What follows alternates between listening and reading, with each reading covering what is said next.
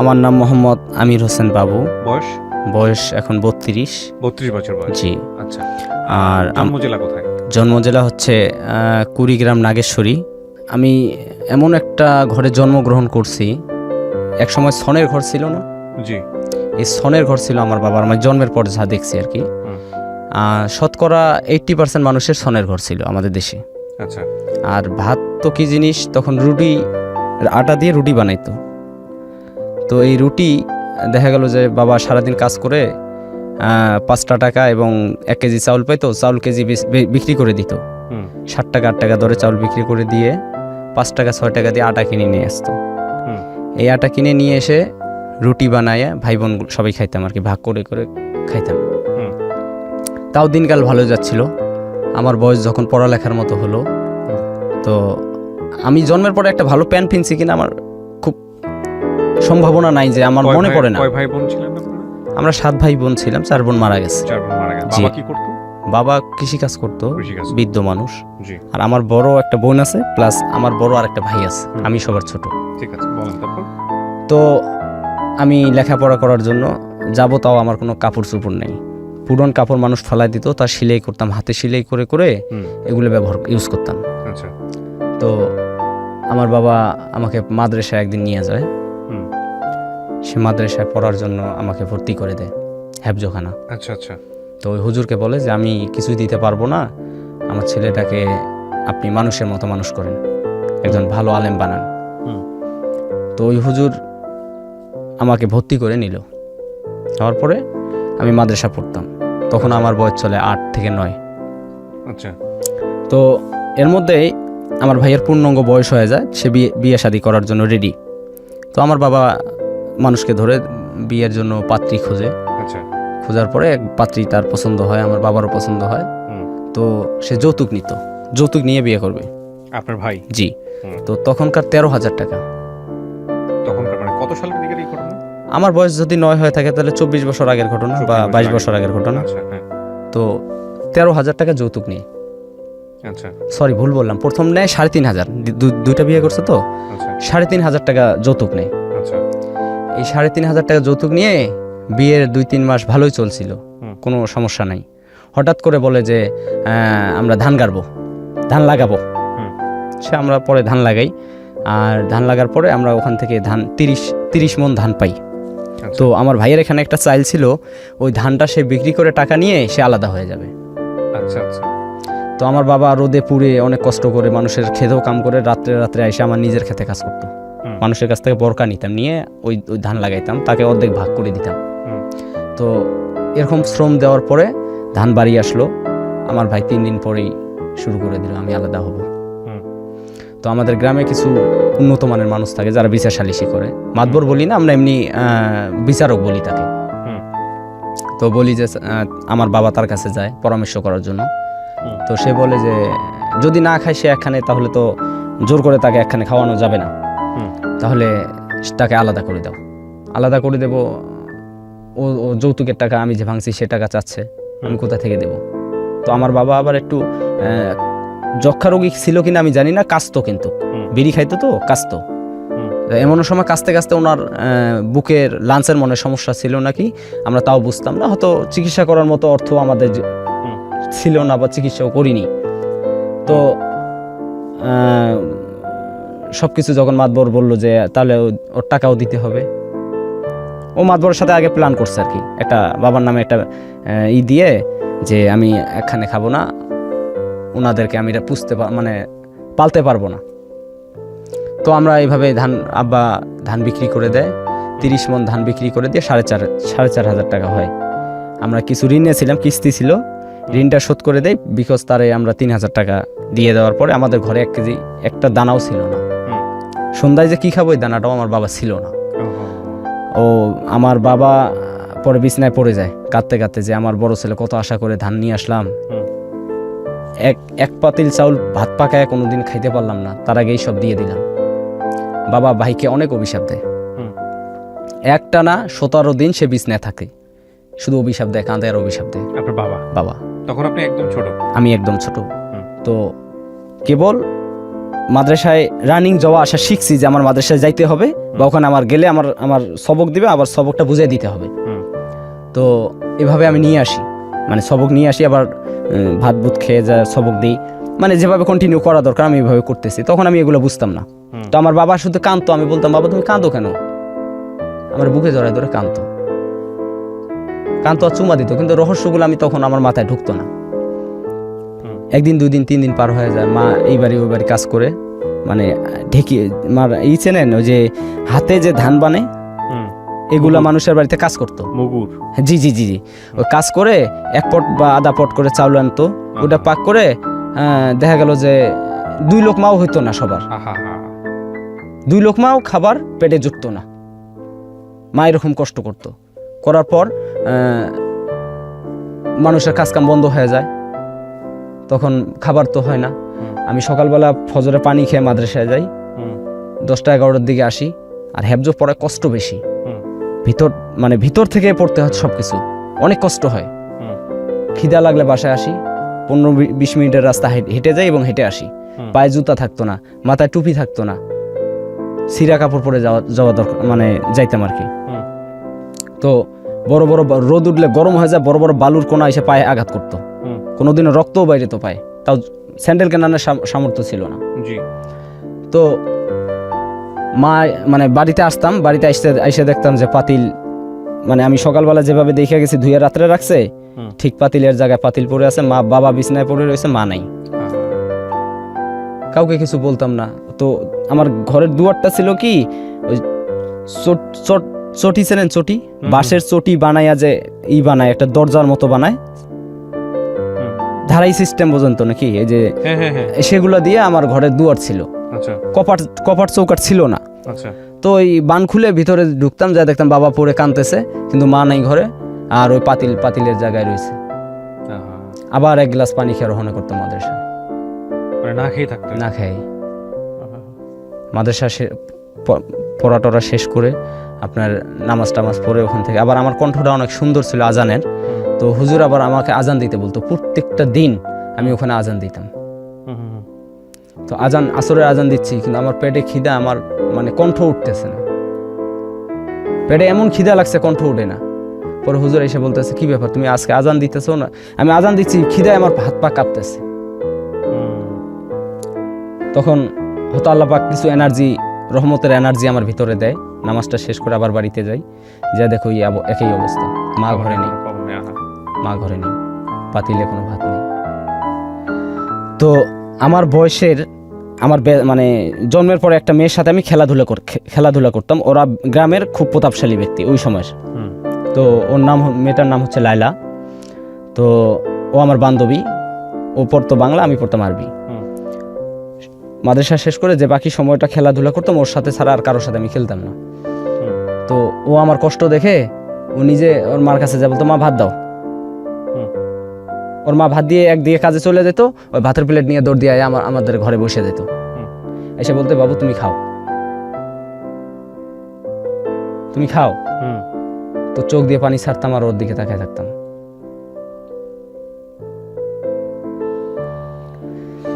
পরে মা তো আসতো না, সন্ধ্যার পর ঘুমায় যেতাম। মা রাত্রে কোন সময় আসতেন নিজেও জানি না, আইসা ভাত মানে ওই আটা নিয়ে আসতো, হালুয়াত বালত করে নিয়ে আসতো, আর নিয়ে ওই রুটি বানায়া আমার ঘুমের থেকে ডাক দিয়ে 1-2 খাওয়াই আবার ঘুম পাড়িয়ে দিত। কিন্তু নিজে খাইতো কিনা আমি কখনো চিন্তা করিনি যে আমার মা না খেয়ে রয়েছে বা আমার বাবা না খেয়ে রয়েছে। এরকম করে কষ্ট করে 3 মাস কষ্ট করি। ভাই তো আলাদা হয়ে গেছে, তখনকার 3000 টাকা নিয়ে এসে আলাদা হয়ে গেছে, বিকজ তার সুন্দর চলতেছে, নিজে কাজ কাম করে সুন্দর চলে। কিন্তু আমার বৃদ্ধ বাবা কোমর ভাঙা, সে তো কাজ করতে পারে না। আমার এরকম কষ্ট দেখে আমি একদিন মাদ্রাসা থেকে ফেরার পরে আমাদের বাজারের নাম হচ্ছে নুন খাওয়া বাজার। জি, আমাদের যে বাজারটা, সে বাজারটার নাম হচ্ছে নুন খাওয়া বাজার, আমাদের ইন্ডিয়ার প্রায় পাশাপাশি আর কি। তো সেই নুন খাওয়া বাজারের চায়ের দোকান ছিল কয়েকটা, বেড়ার, ফোনের বেড়ার চায়ের দোকান, অর্ধেক করে হাফ করে খোলা থাকতো আর কি। তা ভিতর থেকে দেখতাম যে 2-1 লোক, বেশি না, বেশি লোক থাকলে ঢুকতাম না পানি খাওয়ার জন্য। তো পানি খাইতে গেলাম, তো আমার এক মামা, মানে দুসম্পর্কের মামা, সে ওই ঢাকায় কাজ করে আর দেশে যায়। হুম। সে ওই চায়ের দোকানে বসে আছে, তা পানি খাইতেছি, সে ফলো করছে আমারে, বলে তুমি অমুক আপার ছেলে না? আমি বলি, জি আমি আমিনা, আপনার আমিনা আপার ছেলে। তোমার নাম কি? মোহাম্মদ আমির হোসেন বাবু। হুম। কয় তুমি মাদ্রাসা পড়ো? আমি বলি, জি। কিন্তু কথা যে বলতেছি উনি বুঝতে পারছে যে আমার খিদে লাগছে। হুম, হুম, হুম। তা কয় তুমি ভাত খাইছো? আমি কোনো কথাবার্তা বলি না। এখন উনি ডাক দিয়ে, এই দেশে পরোটাকে আমাদের দেশে পুরি বলে। আচ্ছা। তো ওই পুরি, কয় পুরি দেন। সে পুরি দিল, কয়েকটা পুরি খাইলাম। খাওয়ার পর উনি বলতেছে যে তুমি কি আমার সাথে কাজে যাবা ঢাকায়? তোমার মতো ছেলে ঢাকায় কাজের জন্য নিয়ে যাইতে বলছে আমার মালিকরা। হুম। তখন আমি জিজ্ঞেস করলাম, মামা ঢাকা কেমন জিনিস? ঢাকা কি জিনিস? কয় ওখানে মানুষের ভাতের অভাব নাই।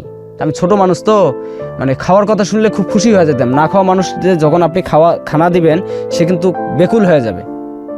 তো আমি বেকুল হয়ে গেছিলাম তার মানে ভাষ্য শুনে। সে আমাকে এইভাবে একটা জ্ঞান দিয়ে দিল যে চলো ঢাকায় চলো তুমি দেশে। আমার সব কিছু শোনার পর উনি শুনলো আর কি, যে এইভাবে এই কষ্টে আছি আমরা, বলে যে তুমি চলো আমার সাথে ঢাকায়।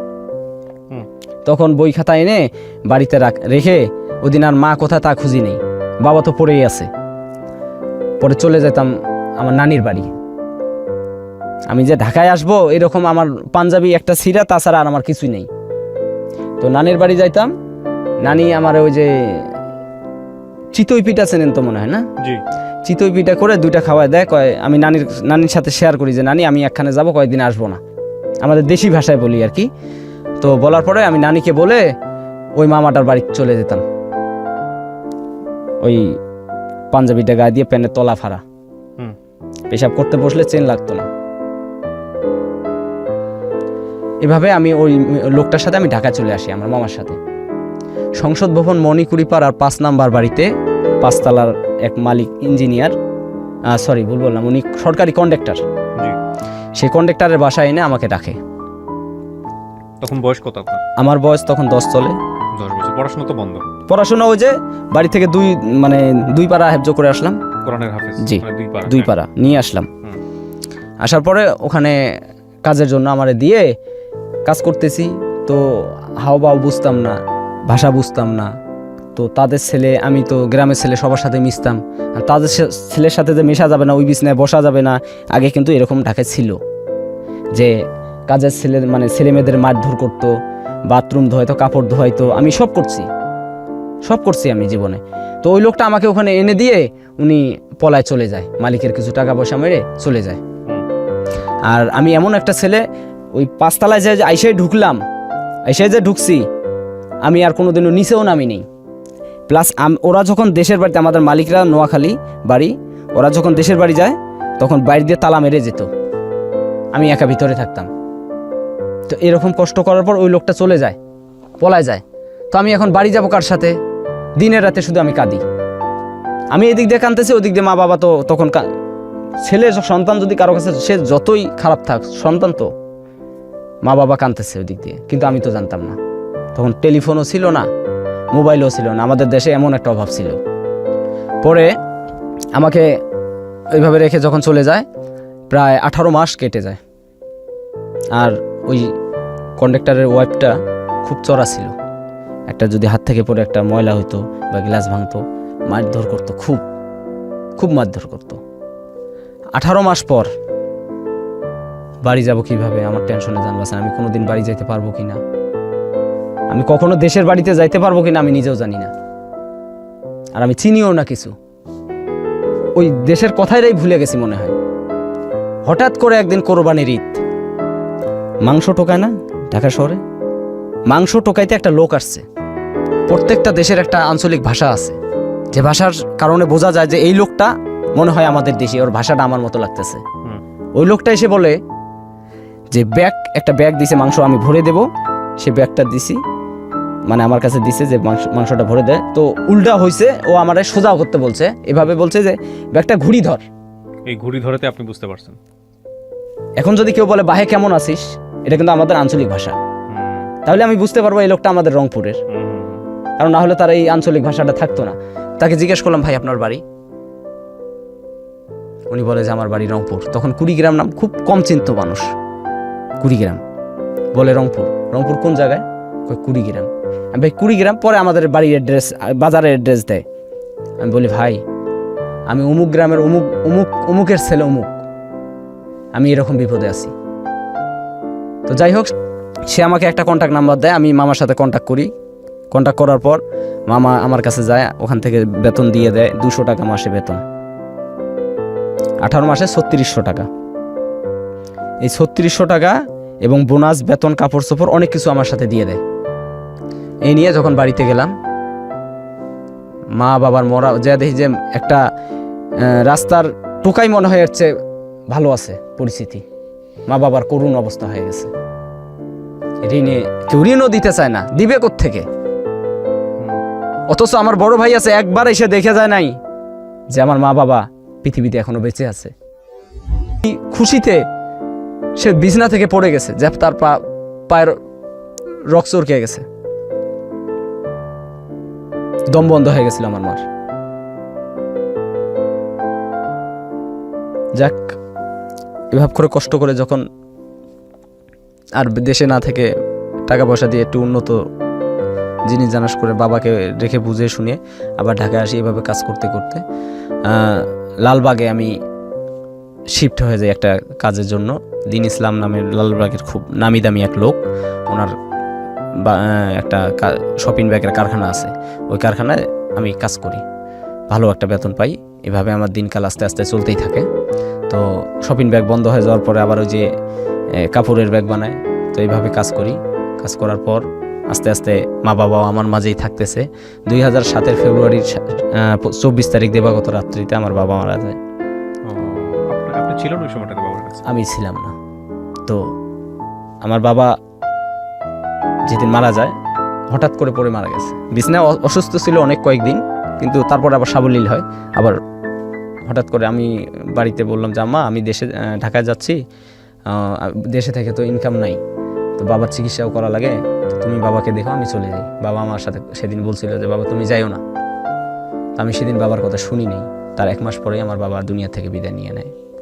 তো ফোন করার পর শুনে আমি যখন যাই, তো গ্রামের লোক বলতো যে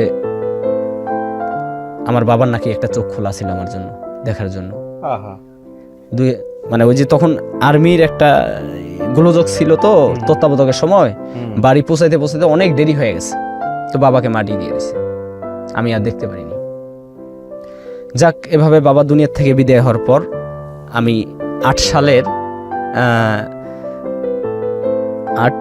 সালের শেষের দিকে আমি জুরেন পোস্তকলা হাসনাবাদ নামের একটা জায়গা আছে, রাজের কাজে শিফট হয়ে যাই। তো রাজের কাজ করতে করতে আমি যার বাড়িতে চাকরি করি, মানে যার কাজ করি, সবাই কাজ শেষ করে চলে যেত, আমি তো বাসা নাই, আমি যাইতাম না, ওই সাইডে থাকতাম। তো আমার এরকম দেখে ওই মালিক নবপুরের কাপড়ের ব্যবসায়ী, তো আমাকে 2টা ছাগল কিনে দেয়, রাম ছাগল কিনে দেয়। তো ওই ছাগল 2টা আমি পালতাম। এই মালিকের আর একটা বাড়ি আছে, সেই বাড়ির মানে ভাড়া ভুড়ো সব তোলা লাগে আমার একটা দায়িত্ব দেয় যে ওখানে 6টা রুম আছে, রুম 6টার ভাড়া ভুড়ো তুলবা এবং এই বাড়িতে পানি পুনি দিবা, তোমার এগুলো আলাদা এক্সট্রা পয়সা দেবো আমি। আচ্ছা, আমি এই শুনে আমি কাজ করতে থাকি। তখন 4500 টাকা সেই এক্সট্রা পয়সা আমার দিত কাজ ছাড়া। তো ওই বাড়িতে আমার ওয়াইফরা আসলো ভাড়া, ওই আমাদের যে 6টা রুম আছে যেটার আমি দায়িত্বে আছি, ওই বাড়িতে ভাড়ার জন্য আসলো। আসার পর ওনারা একটা রুম নিলেন, থাকতেছে। তো আমার ওই ছাগল যে কিনে দিছে 2টা, এই ছাগলের জন্য ভাতের ফ্যান লাগে। ভাতের ফ্যান, আমি তো আর ভাত পাকাই না, ফ্যান পাবো কোথায়? তো আমাদের ওটা বাড়ি, কার বাড়িতে যাব ফ্যানের জন্য? এই মালিকেরও একটা বাড়ি, ওটা যেমন 5 মিনিটও হাঁটা লাগে না, 2 মিনিটের রাস্তা, যাই আর ফ্যান নিয়ে চলে আসি। তো এভাবে যখন যাইতাম, তো ওই মেয়েটার সাথে আমার মানে ওই ও পড়তো, আমি বাইরে থাকতাম, ফ্যান ট্যান যে সময় নিতাম। তো কার ঘরে যদি কোনো সমস্যা হয়, লাইন বিদ্যুতের কোনো সমস্যা হইলে, পানির মোটরের সমস্যা হইলে, এগুলো যখন সলভ করার জন্য যাই, তখন ওই মেয়েটা আমার কণ্ঠ শুনলে দৌড় দিয়ে আসে। তো দৌড় দিয়ে আসতো, ও মাদ্রাসা পড়তো। আর আমি আগেই বলি, আমার ওয়াইফরা হচ্ছে 4 ভাই বোন, ভাইটা ছোট, 3টা বোন। ভাড়ার টাকার জন্য আমি যাইতাম, ভাড়া নিতাম, আসতাম, ওই মেয়েটা বাইরে আসতো অটোমেটিকলি। তো আমার মা অসুস্থ হয়ে যায়, তো মা অসুস্থ হয়, এখন মা ঢাকায় এনে চিকিৎসা করা লাগবে, ঢাকা মেডিকেল। তো নিয়ে আসি, নিয়ে এসে চিকিৎসা করব। ওই খালাকে যা বললাম, খালা মানে ওই বাড়িতে গেলে আমি আবার ওনার একটা দায়িত্ব দিয়ে রাখছি, যদি কোনো সমস্যা হয় উনি আমার ফোন দেয়, আমি তো সবসময় থাকতে পারি না। তো খালাকে বললাম, খালা আমার মা অসুস্থ, তো মাকে ঢাকায় এনে চিকিৎসা করাইতে চাই। তো খালাকে বলতাম, খালা আমার মাকে নিয়ে আসবো, আপনি কি বলেন? কয় নিয়ে আসবা, রাখবা কোথাও, তোমার সাইডে তো জায়গা নেই। তোকে আমার ঘরে রাখবা, সমস্যা কি, আমার তোর খালু তো আর এখানে থাকে না, আমার ঘরে রাখবা। ঠিক আছে, মাকে নিয়ে আসলাম। মার চিকিৎসা করি, যদি ওষুধ খাওয়ায়া আমার মনে হয় সুস্থ হয় এক গুণ। আর আমার ওই যে মেয়েটার কথা আমি বলতেছিলাম, নার্গিস নাম মেয়েটার, ওই মেয়েটা তার সেবা দিয়ে মনে হয় আরো 3 গুণ সুস্থ, মানে সফলতা অর্জন করছে। মায়ের সেবা যত্ন করে খেজমত করতো। তো আমার মায়ের কেমন জানি 17 দিনে অটোমেটিক চয়েস হয়ে গেছে, তার দুধ দিয়ে আসলে গরম করে খাওয়াইতো, ওষুধ টাইম খাওয়াই দিত। হ্যাঁ, মার খুব মানে খেজমত করতো। আমার মা একদিন আমার ডাক দিয়ে বলতেছে, এরকম যদি আমি তোর জন্য একটা বউ পাইতাম, আমার জীবনে মনে হয় জীবনটা সার্থক হয়ে যেত। তো আমার এটা আবার মাথায় ঢুকে গেছে, এই বিষয়টা আমার আবার মাথায় ঢুকছে। তখন মানে আমার একটা কেমন জানি শরীরের ভিতরে একটা সৃষ্টি হইলো। তো আর ওই মেয়েটাও আমাকে দেখলে একটু হাসতো বা কথাবার্তা বলতো এরকম, আবার হিংসাও করতো। মানে হিংসাটা তার মনের না, এটা বাইরের হিংসা। তো একদিন আমার কাজ নাই, আমি ওই বাড়িতে যাই ফ্যান আনার জন্য। ফ্যান আনার জন্য গেলে সে ওই পড়ে আরবি পড়াশোনা করতেছে। জি, আরবি পড়ে। তো বুখারীর 15 নাম্বার একটা হাদিস, আউয়ালু মা ইউহাসাবু বিহিল আবদু ইয়াউমাল কিয়ামাতিস সালাহ। তো এটা ও শুদ্ধ ভাষায় মানে স্পষ্ট করে বলতেছে না, আর অর্থটাও সে ভুল বলতেছে। তখন আমি বললাম যে এটার অর্থ হলো এই, কিয়ামতের দিন সর্বপ্রথম বান্দার নামাজের হিসাব হবে। তুমি হাদিসটা ঠিক করে এবং সুন্দর করে পড়ো। আপনি কিভাবে জানলেন এই হাদিসের অর্থ আপনি বোঝেন? আমি কিছুটা আমি পারি। কি পারেন? এ শুরু হলো হাদিস নিয়ে খেলাখেলি। সে একটা হাদিস দিত, আমি অর্থ দিতাম, আমি একটা হাদিস দিতাম, সে আমাকে অর্থ দিত। তো ও হলো রানিং, আর আমি তো মানে প্রার্থনা অবস্থায়। রানিং এর সাথে কি আমি পারি? তো এক সময় যে সময় আমি যেটা না পারতাম চুপ করে থাকতাম। আচ্ছা। তো যাই হোক, সেদিনের পর থেকে ওই আমার সিমের পিছনে একটা গজল লাগান, কেউ ফোন দিলে একটা গজল শুনতো। তো ফোন দিয়ে মানে নাম্বার তো জানে, ওর মার মোবাইলে আছে, ঠাস করে মানে ফোন দিয়ে মিস কল দিত, ঠাস করে একটা করে মিস কল দিত, ব্যাক করতাম, আপনি ধরেন আমি গজল শুনি। ঠিক আছে, দিনে 100 বার জ্বালাইতো এরকম। আস্তে আস্তে আস্তে আস্তে আস্তে আস্তে একটা রিলেশনের পর্যায়ে চলে যায়। তো তখন আমি তাকে একদিন ফাট করে মানে ফোনের ভিতরে একটা প্রস্তাব দিই যে আমার আম্মা তোমারে খুব পছন্দ করছে, তো আমারও তোমার ভালো লাগে, মানে আমার কাছেও তুমি খুব পারফেক্ট একটা মেয়ে, তোমার আমার খুব ভালো লাগছে, তুমি কি কও? তো ও রাজি হয়ে যায়। রাজি হয়ে যাওয়ার পরে দুজনে খুব সুন্দর গোপনে গোপনে কথাবার্তা বলি, বা যদি একদিকে যাইতে মন চায় ও সকাল ভোরে চলে আসে, পোস্তকলা ব্রিজের উপরে দুইজনে হাঁটি, আবার ওর মা বাবা ওঠার আগেই চলে যায়। এভাবে হাঁটতে হাঁটতে একটা পর্যায়ে বাড়ি জানাজানি হয়। ওর বাবা সিএনজি চালাইতো, তো হয়তো তার বন্ধু বান্ধবরা বলতো যে আপনার মেয়ে কেমন জানি একটা ছেলের সাথে হাঁটাহাঁটি করে। তো ওর উপরে কিছু টর্চারিং শুরু হয়। টর্চারিং হওয়ার পরে তো ও আমার বলতেছে যে ভাই আমার উপরে এই সমস্যা, আপনি আমার আম্মুর সাথে কথা বলে বিয়ের প্রস্তাব দেন। তো আমি তখন ওর মাকে আমি সরাসরি ডাইরেক্টলি আমার মাকে দিয়ে ফোনে প্রস্তাব দেওয়াইলাম। প্রস্তাব। তখন আপনার বয়স কত? আমার বয়স চলে 10-এ বিয়ে করছি। তো মানে বিয়ের বয়স ছিল তখন? হ্যাঁ হ্যাঁ, 20-এর মতো বয়স ছিল। বিয়ের বয়স ছিল? জি জি জি, 20-এর মতো বয়স ছিল। তারপর তো তখন প্রস্তাবটা দেওয়ার পর আমার শাশুড়ি পছন্দ করে, প্রস্তাবটা রাজি হয়। কিন্তু কি করতেন আপনি? পেশায় কি করতেন? আমি রাজমিস্ত্রি। রাজমিস্ত্রি ছিল? জি। আচ্ছা, তারপর? তো আমার শাশুড়ি ওই প্রস্তাবে মানে রাজি হয় বলতে যে আমরা সবাই মিলে তোমাদের দেশে যাব, দেশে দেখে এসে তারপরে আমরা মন্তব্য জানাবো। তো আমার শ্বশুরের সাথে যখন আমার শাশুড়ি এই বিষয়টা শেয়ার করে, আমার শ্বশুর আমাকে ওই বাড়ি যাওয়া বন্ধ করে দেয়। মানে হবু শ্বশুর আর কি। জি, হুম। মানে আমার মানে খালার হাজব্যান্ড খালু, হুম। উনি আমাকে ওই বাড়ির যাওয়া সাময়িকভাবে বন্ধ করে দেয়। হুম।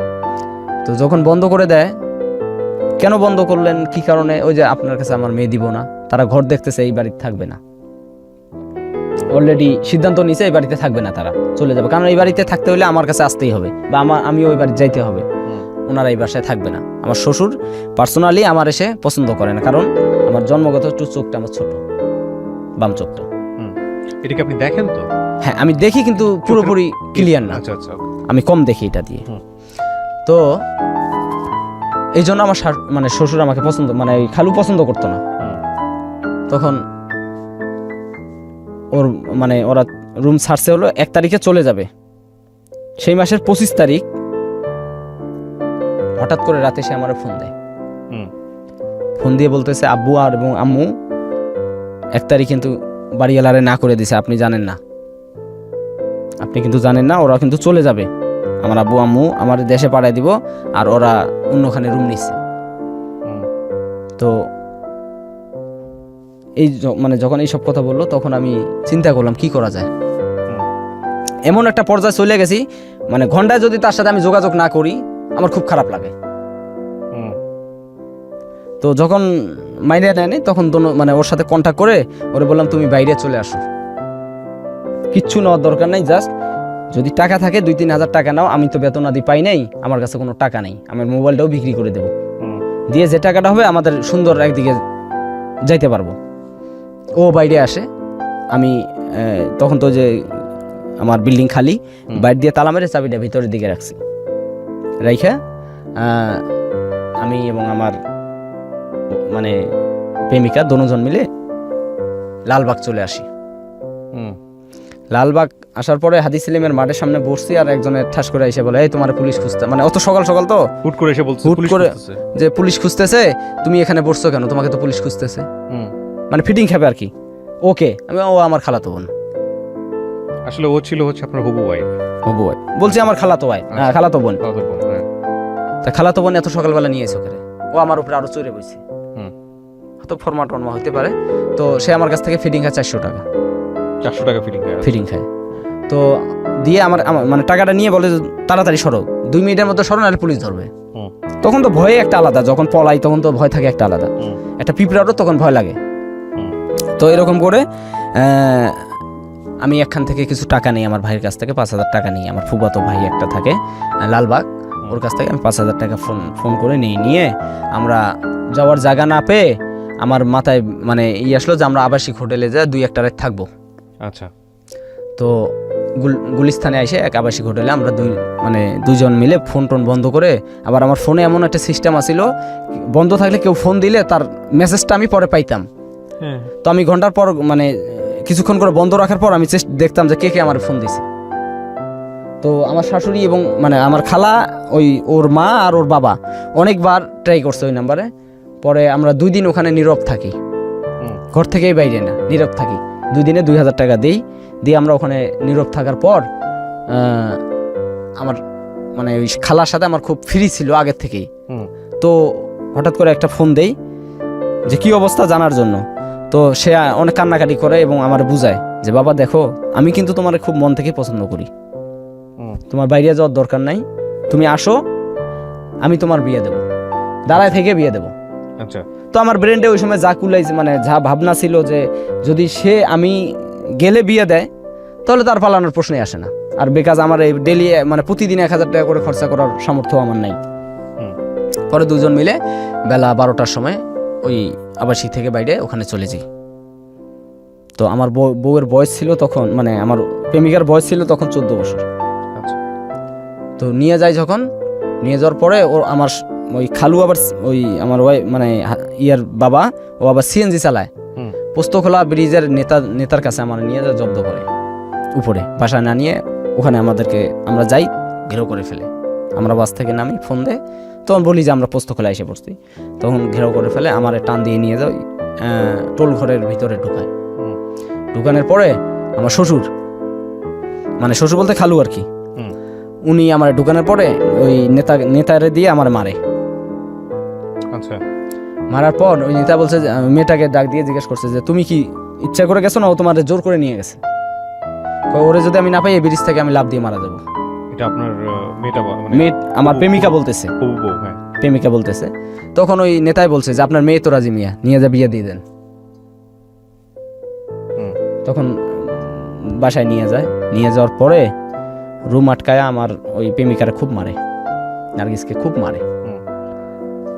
মানে এমন মার মারে যা ও অতটা স্বাস্থ্যবান ছিল না, হালকা পাতলা মেয়ে ছিল।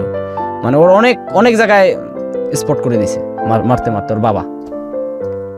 পরে আমারও মানে মাইরা ওখান থেকে সরায় দেয়। হুম। তো সরায় দেয় যখন, তখন আমি দিশা পাচ্ছিলাম না যে আমি কোথায় যাব।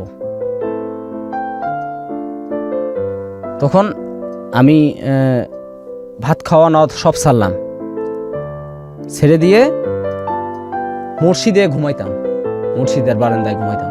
আচ্ছা। বারান্দায় ঘুমাইতাম আর খালি টেনশন করতাম। রাতটা কোনো রকম কাইটে গেলেও হইলো। আর সারাদিন আমার ভাবনা ছিল না ভাত না পানি না কিছু। আর 5 ওয়াক্ত নামাজ পড়তাম আর আল্লাহকে বলতাম, আল্লাহ আমি কেন ওকে এখানে এনে দিলাম, তুমি ওকে আমার জীবনে ফিরে দাও। আচ্ছা।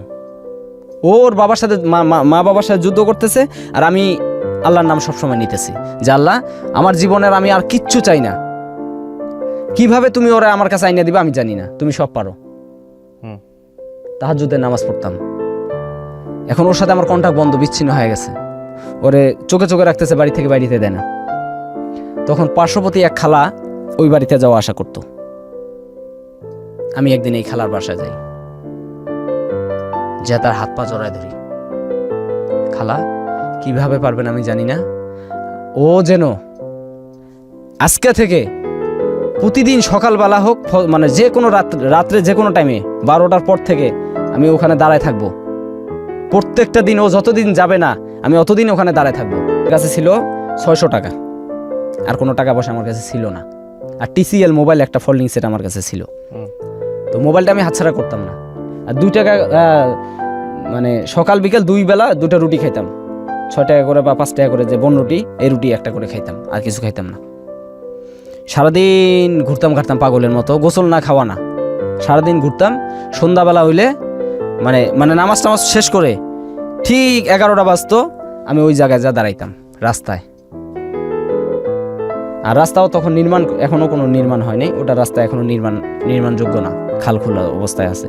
তো ওই ইয়ার পিঠ আছে, পিঠের উপরে বসে বসে অপেক্ষা করতাম গেট খুললে যেন সে আমাকে দেখতে পায়। এবার গেট খুললে অন্য কেউ যদি দেখে কোথায় যাব আমি। এভাবে প্রথম রাত যা বসলাম, সারা রাত জেগে থাকলাম, আসলো না। ফজরের আজানের সময় নামাজ পড়তে গেলাম, নামাজ পড়ে আবার আসলাম, 7টা পর্যন্ত শীত থাকে। এভাবে 13টা দিন পরে 14 দিনের মাথায় শুধু আল্লাহর কাছে কাঁদতাম, তাহাজ্জুদ নামাজ পড়ে, আল্লাহ ওরে মিলাই দাও। মানে আপনাকে কি বলবো, আমি ওরে ছাড়া নিঃশ্বাস পর্যন্ত নিতে পারছি না, এমন একটা পরিস্থিতির মধ্যে পড়ে গেছি। একটা নিঃশ্বাস যে নেবো আমি, যে ওরে ছাড়া একটা নিঃশ্বাস নেবো, আমি তা পারতেছি না। আমি যে আমার যে একটা মানুষ গোসলের প্রয়োজন, খাবার প্রয়োজন, সব ভুলে গেছি। এবং দেশে যে মা কি করতেছে, ফোনটা দিব, আমি তাও ফোনেও টাকা ভরি না। আমার মানে ব্রেন কাজ করে না। 14 দিনের মাথায় ঠিক ভোর 5:30টার সময় ও সুযোগ পায় বাইরে আসছে। যে রাস্তাটা সহজ সেটা দিয়ে না যা উল্টা পথ ধরলাম, কারণ ও তো বাথরুম বা পেশাবের কথা কেউ উঠছে। এতটুকু সময়ের ভিতরে আমার মানে চোখের আড়াল হইতে হবে। আমরা বসে সারা রাত হবে জেগে প্রত্যেকটা দিন জেগে থাকতাম। মানে ওরে বাবা, এমনও রাইত গেছে কুত্তা শিয়াল আমার দৌড়ানি দিছে। আর আপনি হাউজিং এর ভিতরে, ওটা তো বসুন্ধরা একটা পলট, বসুন্ধরা মালিকের, আপনি গেলে বুঝতে পারবেন এখনো সন আছে ওই এলাকায়। কিছু কিছু বাউন্ডারি করে রাখছে কিন্তু ভিতরে সন। তারপরে এভাবে থাকার পর আসলো, উনি বের হলো। ও বের হলো, বের হয়ে মানে শীতের রাত তো, শীতের দিন, আমরা উল্টা পথ ধরলাম। 10 হাত গেলে তো আর কেউ কাউকে দেখা যায় না, এমন শীত পড়ছে। ওকে আপনার জন্যই বের হয়েছে? আমার জন্যই বের হয়েছে। ও আমি যেমন যে অবস্থায়, ও ওর বাড়িতে এরকম অবস্থা। আমি খবর রাখতাম, প্রত্যেক দিনের খবর দিন রাখতাম। আচ্ছা। ওই যে খালা ছিল, মানে ও ওখানে এভাবে জীবন যাপন কাটাইতো, বের হওয়ার জন্য ট্রাই করতেছে। প্রত্যেকটা মুহূর্তে মানে যে গেটে তালা লাগাইতো না সেই গেটে তালা লাগায়, যে গেট সারা রাত খোলা থাকতো ওই গেটে তালা পড়ে গেছে। আর গেট হলো 3টা, রুমের থেকে বাইরেতে মেইন গেট 3টা, বারান্দা একটা গেট পড়ে, তার সামনে আরেকটা গেট, মেইন গেট একটা, এই 3টা গেটে তালা পড়ে। ওর মা ওর জন্য এখন কাজেও যায় না। আমার শাশুড়ি হচ্ছে বিয়ার কমিটি সেন্টারের খানসামার কাজ করে, ও সে কাজেও যায় না, কাজও তার বন্ধ করে দিছে। যখন আসলো আল্লাহ আমার হয়তো কথা শুনছে, আল্লাহ পাক শোনার পর 14 দিন পর বাইরে আসলো। আমরা এইভাবে উল্টা পথ ধরে এক সিএনজি ধরে আমরা আবার ওই লালবাগের পথে যাই। মানে যেদিকে আমি মনে করি লালবাগে আমাদের এত মানুষ আছে যে পুরো লালবাগে শুধু রংপুরিয়া বা কুড়িগ্রামের লোকের অভাব নাই। মানে ওই আমার ঢাকার ভিতরে মনে হয় যে ওই এলাকায় গেলে আমি দেশের বাড়িতে আসলাম। তো আমার সাহস যে আমি ওখানে গেলে আমি একটা সেফ থাকতে পারবো। তো আমি ওখান দিয়ে নিয়ে সকালবেলা যাওয়ার পরে ওই সিএনজি ওয়ালার কাছে ফোনটা আমি বিক্রি করে দিই, দিয়ে সব মিলাই জিলা আমার দেশের বাড়ির জন্য টিকিট কাটি, দেশে যাব। নিয়ে যা মামার বাড়িতে রাখলাম, আমার মামির কাছে। আমার মামি আমার সাথে খুব ফ্রি, সে মামির কাছে রাখলাম। রাখার পর আমার মারে বললাম যে মা ওই মেয়েটা নিয়ে আসছি। তো আমার মা স্বাভাবিকভাবে রাগ হয়েছে যে এইভাবে কেন আনলি, বা রাগ হওয়ারই কথা। তো আর আমার মাথার উপরে শাসন করার মতো অন্য কেউ ছিল না। আমার বড় ভাই আলাদা খায়, শুধু জাস্ট মাই আর মামা ছিল একজন।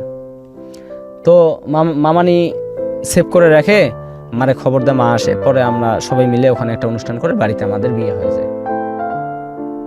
বিয়ের পরে ভালোই চলছিলাম, একটা বাচ্চা জন্ম নেয়। অনুষ্ঠান করে বিয়ে হয় মানে কি ওর ফ্যামিলির কেউ ছিল না? না, ওর ফ্যামিলির কেউ ছিল না, শুধু আপনার ফ্যামিলি? আমার ফ্যামিলির লোকজন ছিল। তো তখন আমরা বাড়িতে বিয়ে শাদী শেষ করে আমি ঢাকায় শুধু ওর মা কন্ট্যাক্ট করে।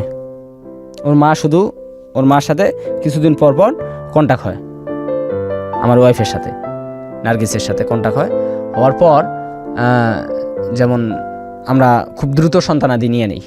ও ঢাকায় আসতে চাইলে সন্তানাদি নিয়ে নেয়, একবারে সন্তান সহ ঢাকায় আসে। পর আমার শ্বশুরও মাইনে নেয়, সন্তান দেখে মানে নাতিন পায়, খুশি হয়, মাইনে নেওয়ার পর এভাবে চলতেছে, যাচ্ছি। মানে আমার তখন এই শালিকা চাকরি করে গার্মেন্টসে, পড়ালেখা ছেড়ে দিয়ে। বউরা কয় বোন ছিল? 3 বোন। আচ্ছা, ইনি ছোট? আমার সবার ছোট? আমার বউ হচ্ছে সবার বড়। না, আপনার শালিকা কি সবার ছোট? না, আমার বউয়ের ছোট, মেজো। জি। তারপর ও গার্মেন্টসে চাকরি করতো। তো আমি আমার ওয়াইফকে বাসায় রাখতাম, প্লাস আমি জুরাইন পোস্ত হলে চাকরি করতাম, ওই রাজের কাজ করতাম। আর ও গার্মেন্টস করতো। তো ও গার্মেন্টসে যায়, এক সুপারভাইজারের সাথে ওর সম্পর্ক হয়ে যায়। আমার শালিকার সম্পর্ক হয়ে যাওয়ার পর আমরা সবাই জানি যে ছেলেটাও ভদ্র এবং ভালো। কয়েকদিন আমার ঘরে এসে খায়াটা গেছে, ভালো ছেলে। আমরাও চাচ্ছিলাম যে ওরে দিয়ে বিয়ে দেবো, কিন্তু আমার শ্বশুর জানতো না, আমার শাশুড়ি সবাই জানতো যে ছেলেটা ভালো। তো হঠাৎ করে একদিন আমার শাশুড়ির ভিসা হয়, আমার শাশুড়ি বিদেশ যাবে, 12-14 দিন বাকি হাতে। তো এর মধ্যে আমার ওয়াইফ কিন্তু দেশে আসে, আমরা রুম ছেড়ে দেই, আমার ওয়াইফও দেশে চলে আসার পর আমার ওয়াইফ আসার পর আমি ওই আমার শাশুড়ির ঘরেই থাকি। শালি আমার শালাটা, আবার আরো ছোট শালিটা, আমি আমার শাশুড়ি এক ঘরেই থাকতাম। তো আমি বারান্দায় ঘুমাইতাম, তারা ঘরে ঘুমাইতো। বা দেখা গেল যে বারান্দা অনেক সময় বারান্দার লোকজন থাকলে আমি ভিতরে ঘুমাইতাম, তারা উপরে ঘুমাইতো, আমি নিচে ঘুমাইতাম। ওরা খাটে ঘুমাইতো, আমি ফ্লোরে ঘুমাইতাম। তো এভাবে চলতেছি।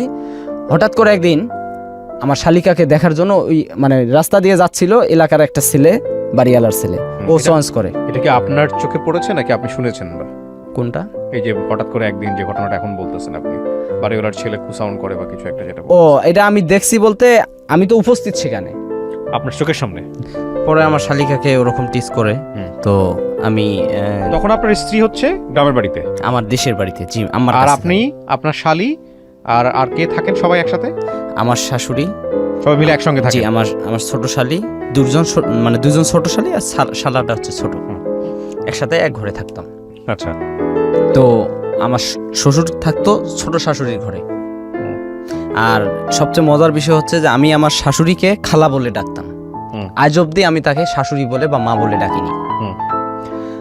তারপর আমি যখন দেখলাম যে এরকম, আমি সেদিন কাজে যাইনি, আমার চোখে ধরা পড়লো যে এরকম একটা দৃশ্য হচ্ছে। পরে আমি আমার শাশুড়ির সাথে কথাটা শেয়ার করি।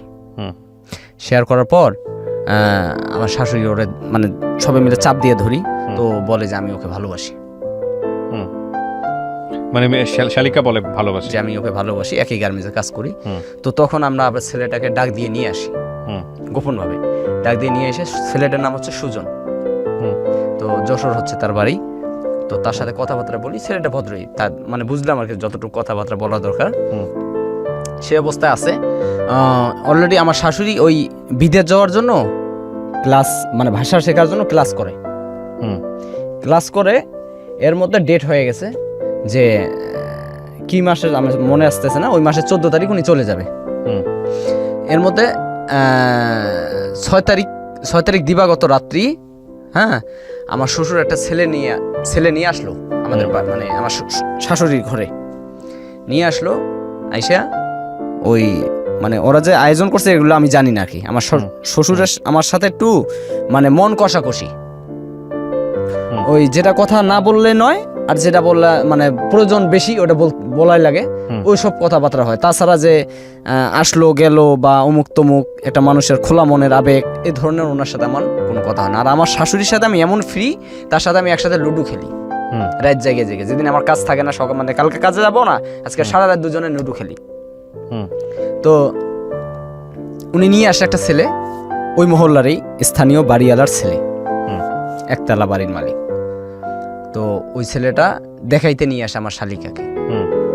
আমার শালিকাকে দেখানোর পরে ওর পছন্দ হয়। পরের দিন আমি সকালবেলা কাজে চলে আসি।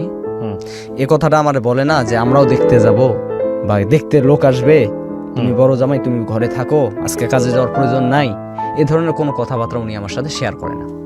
তা আমিও বেশি একটা আর কি, আমার শাশুড়ি কিন্তু আমার সব বলে, আর আমিও তার সাথে ব্যক্তিগতভাবে কোনো শেয়ার করার চেষ্টাও করি না। উনি ওনার মতো চলে, আমি আমার মতো চলি। যে সময় দেখি ঘরে আসে আমি বাইরে যাই, উনি যে সময় ঘরে আসে সারাদিন পরে একবার যখন ঘরে আসে আমি ঘর থেকে বাইরে যাই যদি ঘরে থাকি, আর যদি বাইরে থেকে দেখি তার জুতা আছে আমি ভিতরে প্রবেশ করি না। আচ্ছা, এরকম একটা পরিস্থিতি। তো ওনার সাথে আমার রিলেশন খুব কম। হঠাৎ করে আমি সকালে কাজে যাব, তা আমার শাশুড়ি বলতেছে যে আজকে কাজে যাইও না, আজকে কাজে যাইস না, আমার সাথে তুই করে কথা বলতো, মানে সন্তানের মতো দেখতো আর কি, ভাগ্নের মতো। তা আজকে কাজে যাইস না, আমরা জেসমিনের বর দেখার জন্য যাব। তাই বললাম যে না, আপনারাই যান, খামাখা এত মানুষ যা লাভ নেই। জেসমিন আপনার শালিকা? জি। আমার শ্বশুর তো আমাকে বলেনি, আমার শাশুড়ি আর কি ওই কথাটা দায়িত্বশীল মনে করে আমাকে বলছিল আর কি। তারপরে যেমন করে হোক ওই দিনেই ওরা দেখে আসার পরে বিজানি কাপড় যা আছে সব কিছু নিয়ে আসে। এসে ওই রাতে আমার সন্ধ্যার সময় বলতেছে জেসমিনকে গার্মেন্টস থেকে নিয়ে আসো। আমি কোনো কিছু জিজ্ঞেস না করে গার্মেন্টস থেকে যাও ওই আমার শালিকাকে নিয়ে আসি।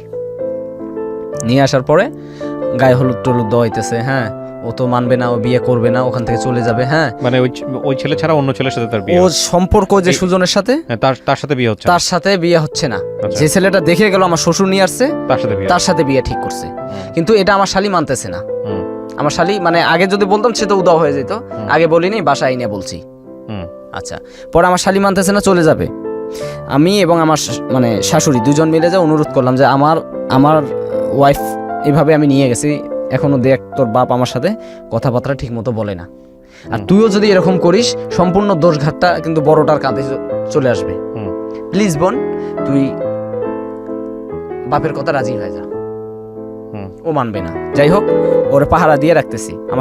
আমার শ্বশুরকে এগুলো আমরা বুঝাইতে দিচ্ছি না, উনি বুঝতেছেন না, আমরা এগুলো আড়ালেই এগুলো মানে সারতেছি।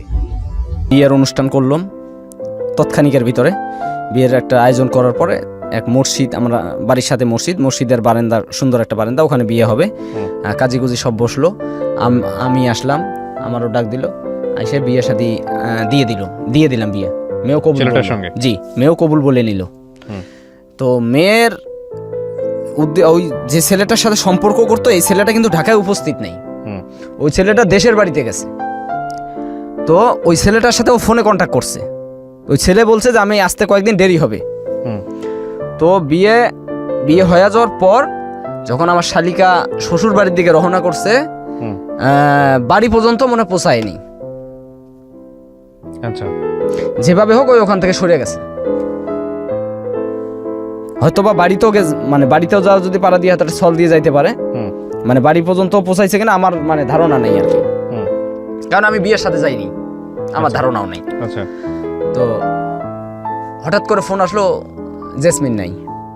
আমার শাশুড়ির কাছে ফোনটা আসলো যে জেসমিন নাই, জেসমিন নেই, জেসমিন কোথায়? চারিদিকে খোঁজাখুঁজি, মানিজ্যতের প্রশ্ন, সবাই মিলে খুঁজতেছি। জেসমিন ও যে গার্মেন্টস করে, সে গার্মেন্টসের বান্ধবীর বাসায় যায়, ওর চলে গেছে ওই হলুদ দেওয়া অবস্থায়, মানে শাড়ি শুড়ি পরা অবস্থায় চলে গেছে। আচ্ছা, কোথায় গেছে? ওর বান্ধবীর বাসায়। আচ্ছা, আচ্ছা, বান্ধবীর বাসায় যখন গেছে, তো আমরা তো আর ওকে খুঁজে পাবো না, কারণ আমরা তো চিনি না। আর আমাদের নেটওয়ার্কের ভিতরে যেগুলো আত্মীয় স্বজন আছে, সবার বাসায় আমরা ফোন করতেছি, নিজে যাচ্ছি, খোঁজ খবর নিচ্ছি, জেসমিন নেই। তুলফার উঠে গেল, নাই। আমার শ্বশুর আমার টার্গেট করে বসলো যে আমি ওকে নিয়ে আলাদা করে ওই ছেলেটার হাতে তুলে দেব। এটা আমার শ্বশুরের। আল্লাহ এক, আল্লাহ একজন, আমি আল্লাহকে বিশ্বাস করি, আমি একজন মুসলমানের সন্তান। তখনও আমার পরিকল্পনা ছিল আমার শ্বশুর খুশি হোক, ও ধরনের কোনো মন মানসিকতা ছিল না যে আমার শালিকাকে আমি স্থান দেব ওই ছেলেটার জন্য। পরের দিন আমারে নিয়ে আমি খোঁজাখোঁজের পরের দিন আমি কাজে যাই, মেয়ে তো নাই উধাও, আমি কাজে যাই, কাজ শেষ করে বাসায় আসতে থাকি, মানে সন্ধ্যার দিকে। আমার শ্বশুর আমার রাস্তায় পথে আটকায়, আমার হাতে টিফিন বাটি মোবাইল সব থাবা দিয়ে কাড়িয়ে নেয়, নিয়ে আমার ধাক্কা দিয়ে সিএনজির ভিতরে ঢুকা দেয়, মানে গাড়ির ভিতর, ওই গ্যারেজের ভিতরে ঢুকায় আমার উপরে একটা মানসিক অত্যাচার শুরু করে দেয় যে বল জেসমিন কোথায়। সে আমাকে গ্যারেজের একটা লাঠি দিয়ে শাসাইতেছে, ওই গ্যারেজের মালিককে দিয়ে, প্লাস আনাচ্ছে আমার পেটের চামড়া টান দিয়ে আমাকে মানে জব্দ করতেছে, হাতে চারি উঠাবে। আমি কি চোর? আমি অবাক, আমার শ্বশুর কি আমার সাথে এরকম ব্যবহার করতেছে? তার মেয়ে এখনো আমার ঘরে এবং আমার দেশের বাড়িতে। পরে রাস্তার সাথে তো আমরা যে বাসায় ভাড়া থাকি, ওই একজন ভাড়াটে দেখছে যে আমাকে এইভাবে মানে ধস্তাধস্তি আমার সাথে চলতেছে, দৌড় দিয়ে আমার শাশুড়ির কাছে খবর দিছে। আমার শাশুড়ি দৌড় দিয়ে এসে পড়ছে যে কি ব্যাপার, এখানে কি হচ্ছে, ওর বাবুকে কেন আটকাইছেন, ওর অপরাধ কি? মেয়ে ভালো না, মেয়ে চলে গেছে। ওনার মায়ে বলতেছে কথা, মেয়ে তো ভালো না, মেয়ে চলে গেছে, মেয়ে তো আরেকজনের সাথে সম্পর্ক করে তার সাথে চলে গেছে, ও কি জানে? শাসন করতে হলে মেয়েকে করবো। যাক, আমাকে ওখান থেকে নিয়ে আসে, আমার মন খুব খারাপ। আমি ফোন করে আমার দেশে মানে আমার ওয়াইফকে সবকিছু ঘটনা খুলে বলি। এখন কয় আমি দেশে থেকে কি করব, জাস্ট আমি আমার মার সাথে ফোনে কথা বলতে পারি। যাক, যখন এগুলা মানে আমার মাথা শুধু একটাই টেনশন, কি রে আমি এগুলো বিষয় জানলাম না, শুনলাম না, অথচ আমার ঘরে দোষ এসে পড়লো। পরে আমার শাশুড়ি বলতেছে যে এক কাম কর, আমি যে কদিন এখানে আসি, দেশে আসি যে কদিন, একদিন তুই থাক, আর আমি দেশে মানে বাইরের যখন যাব তখন তুই এখান থেকে সরো, অন্য কোথাও মেসে থেকে কাজ করিস। আমি বলছি ঠিক আছে। মানে আমি আমার শাশুড়কে খাওয়ার বিল দিতাম না কখনো, আমি সেভ পাই এই জায়গাটায়।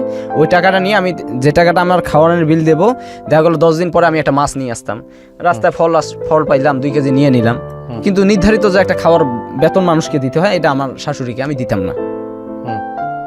তো না দেওয়ার কারণে আমি এই টাকাটা জমা বাড়িতে পাঠায় একটা কিছু করতাম। তো চতুর্থ দিন, মেয়ে হারায় যাওয়ার চতুর্থ দিন আমার কাছে একটা হঠাৎ করে, আমি কাজ করতেছি, হঠাৎ করে একটা ফোন আসে, ভাইয়া আপনি কোথায়? যে আমি কাজ করতেছি। কিরে তুই কোথায়? কয় আমি আছি যেখানে আছি। তুই যেখানে আছিস মানে তুই জানিস এদিকে কি হয়ে গেছে? ভাইয়া কি হয়েছে? এই ঘটনা। কয় ভাই আমি এত কিছু জানতে চাই না, আমার বিষ দিলে আমি বিষ খাবো, তবু ওই ছেলে ছাড়া আমি বিয়ে কাউকে করতে পারবো না। তা বিয়ে করতে পারবো না, তা বিয়ে তো হয়ে গেছে, তো করলি কেমনে? আমি সংসার করবো না। এটা কি ছেলের হাতের মাওয়া? আচ্ছা করবো না। তা এখন তুই কোথায়? আমার উদ্দেশ্য হলো একটা যুবতী মেয়ে, তার গায়ে হলুদ লাগানো, সে উধাও, তাহলে তাকে আগে তো তার কোথায় আছে তাকে খুঁজতে হবে। ওরে ফোন দিয়ে বুঝাইলাম যে তুমি কোথায় আছো, আসো বলো আমাকে, আমি তোমাকে যথেষ্ট মানে সহযোগিতা করব, তুমি আগে আমার সাথে দেখা করো। কসম দিল যে আপনি আমার বাবাকে কাউকে বলবেন না। ঠিক আছে বলবো না, তুই দেখা কর আমার সাথে, এ কথা আমি তাকে প্রতিশ্রুতি দিলাম। তো সে আমাকে ঠিকানা দেয়, সেই ঠিকানা আমি চলে যাই, যা দেখি যে পিছনে মানে রাত বেজে গেছে তখন 10টা, অনেক ছেলে তার পিছনে আড্ডা মানে ঘোরাঘুরি করতেছে। যাই হোক, আমার একটা বন্ধু মানে কলিগ আছে, সে পুলিশে চাকরি করে, তার সহযোগিতা নিয়ে আমি ওখান থেকে ওকে নিয়ে সোজা লালবাগে সিএনজি নিয়ে টান দিয়ে সিএনজি নিয়ে লালবাগে যাই আমার খালার বাসায়, নিয়ে যাও ওরে ওখানে রাখি। রাখার পরে আমি আবার পোস্তকলা চলে আসি, ওই রাতেই ব্যাক করে চলে আসি যে আজকে আর শোনানোর সময় নেই, কালকে শুনুন কী ঘটনা। ওরা আপাতত সেভ করে আসলাম। আইসা আমার শাশুড়ি চিন্তা ভাত খানা, আমিও খাই না, মানে আমি খাই না, তো এখন আমার একটু মনে ভালো লাগতেছে যে টেনশন মুক্ত হইলাম। আর এদিক দিয়ে খোঁজাখুঁজিও মনে করেন দিন গেলে তো একটু কমিয়া যায়, 2-4 দিন গরম থাকে একটু কমিয়া যায় না, তারপর যোগাযোগ তো আছেই, খবর টবর নিতেছি। এর মধ্যে আমার শাশুড়িরও প্রায় দিন ঘনাই আইছে বাইরে যাওয়ার জন্য, সৌদি আরব যাবে। তো 10 তারিখ দিবাগত রাত্রি আমার শাশুড়ি একটা কাজের জন্য বাজারে গেছে, বাজার সদাই আর যাই হোক একটা কাজের জন্য বাজারে গেছে। এর মধ্যে আমার শ্বশুর কিন্তু ঘরে আইছে, আমি ঘরে বসা। আইসা বলতেছে যে আমার মেয়ে কোথায় আছে, আমার মেয়ে কোথায় আছে, আমার মেয়েকে বাইর করবা, না হলে তোমাকে আমি আবার অপমান করব, আবার অপমান করব। আমি কোনো কথা সেদিন আর কোনো জব দেইনি, কোনো কথাও সেদিন আমি বলিনি। পরের দিন সকালবেলা আমি মেয়ের কাছে গেলাম, বলো তুমি কি চাও। মেয়েরা কোথায় ছিল তখন? লালবাগ, আমি ওই যে বলে আসলাম খালার বাসায় রেখে আসছিলাম। তো মেয়ে বললো যে আমি ওই ছেলেকে চাই। তো পরে আমি ওই ছেলের সাথে কন্ট্যাক্ট করি, ফোনে কন্ট্যাক্ট করি যে তুমি কোথায়। কয় ভাই আমি দেশের বাড়িতে। দেশের বাড়িতে এর সাথে কথা বলো, ওর সাথে কথা হইলো। 15 দিন সময় নিল ছেলেটা, ওই ছেলেটা 15টা দিন সময় চাইল। তো যাই হোক 15টা দিন আমি তার শর্টকাটে নিয়ে আসি লালবাগে, ওরা 15টা দিন আমি নিজের আওতায় রাখি। এর মধ্যে আমার শাশুড়ি যেদিন যায় সেদিন সন্ধ্যাবেলা আমার ডাক দিয়া মাথায় হাত দিয়ে বলে তোর আমি ছেলের মতো জানি, ছেলের মতো ভাবি, বল আমার মেয়ে কোথায় আছে। আমার শাশুড়ি আমার এই প্রশ্নটা করে। তখন আমি বললাম যে খালা আমার জেসমিন আমার খালার বাসায় আছে, এই অবস্থা, সুজনের কাছে, সুজন ছাড়া কিছু চায় না। আমার শাশুড়ির সাথে আমি সবকিছু শেয়ার করি। তো বললো যে ওর দায় দায়িত্ব যা আছে সম্পূর্ণ তোর হাতে দিয়ে গেলাম, ওরা কোথায় দিবি কোথায় কি করবি আমি এগুলো জানি না, আমি চলে গেলাম। আমার শাশুড়ি চলে গেলেন। পরের দিন সকালবেলা আমার সাথে শুরু হয়ে গেল টর্চার। আমি আর ওখানে থাকতে পারলাম না, চলে আসলাম রাজাবাড়ি, কাজের সাইডে থাকি। এর এখানে 15 দিন 1 মাস পার হয়ে যায়, ছেলে আসে না। হঠাৎ একদিন মানে ফোন বন্ধ করে হবে, ফোনে কন্ট্যাক্ট হচ্ছে না। ও দেশে যায় করছে বিয়া, ওই ছেলেটা, আমরা কেউ জানতাম না। মানে যে ছেলে খুব পছন্দ করতো ওই ছেলেটা দেশে যায় করছে বিয়া। 1 মাস পরে ফোন দিয়া কয় ভাই আমি বিয়ে করছি, আমার পক্ষে যাওয়া সম্ভব না। আচ্ছা কি বিয়ে ভাই, স্যার আপনি বলেন। আমি এই 1 মাস পরে, এর মধ্যে একটা কথা ভুলে গেছি, আমার ওয়াইফকেও আমি বলছি যে ও আমার খালার বাসায় আছে। দেখেন যদি আপনি পারেন তো ওর সাথে দিয়ে দেন, কারণ আমাদের আগে থেকে পছন্দ ওই সুজন, সবারই। আমার ওয়াইফেরও পছন্দ ছিল সুজনকে। তো বলে যদি আপনি পারেন দিয়ে দেন, আমার ওয়াইফের সম্মতি এখানে ছিল। তো থাকার পরে ও যখন এই কথা বললো তখন আমি আবার আমার ওয়াইফের সাথে শেয়ার করলাম বিষয়টা। আচ্ছা স্যার আপনি বলেন 1 মাস পরে কোনো ওয়াইফকে কি কোনো বর মাইনা নিবে? শ্বশুর বাড়ির লোকজন কি মাইনা নিবে?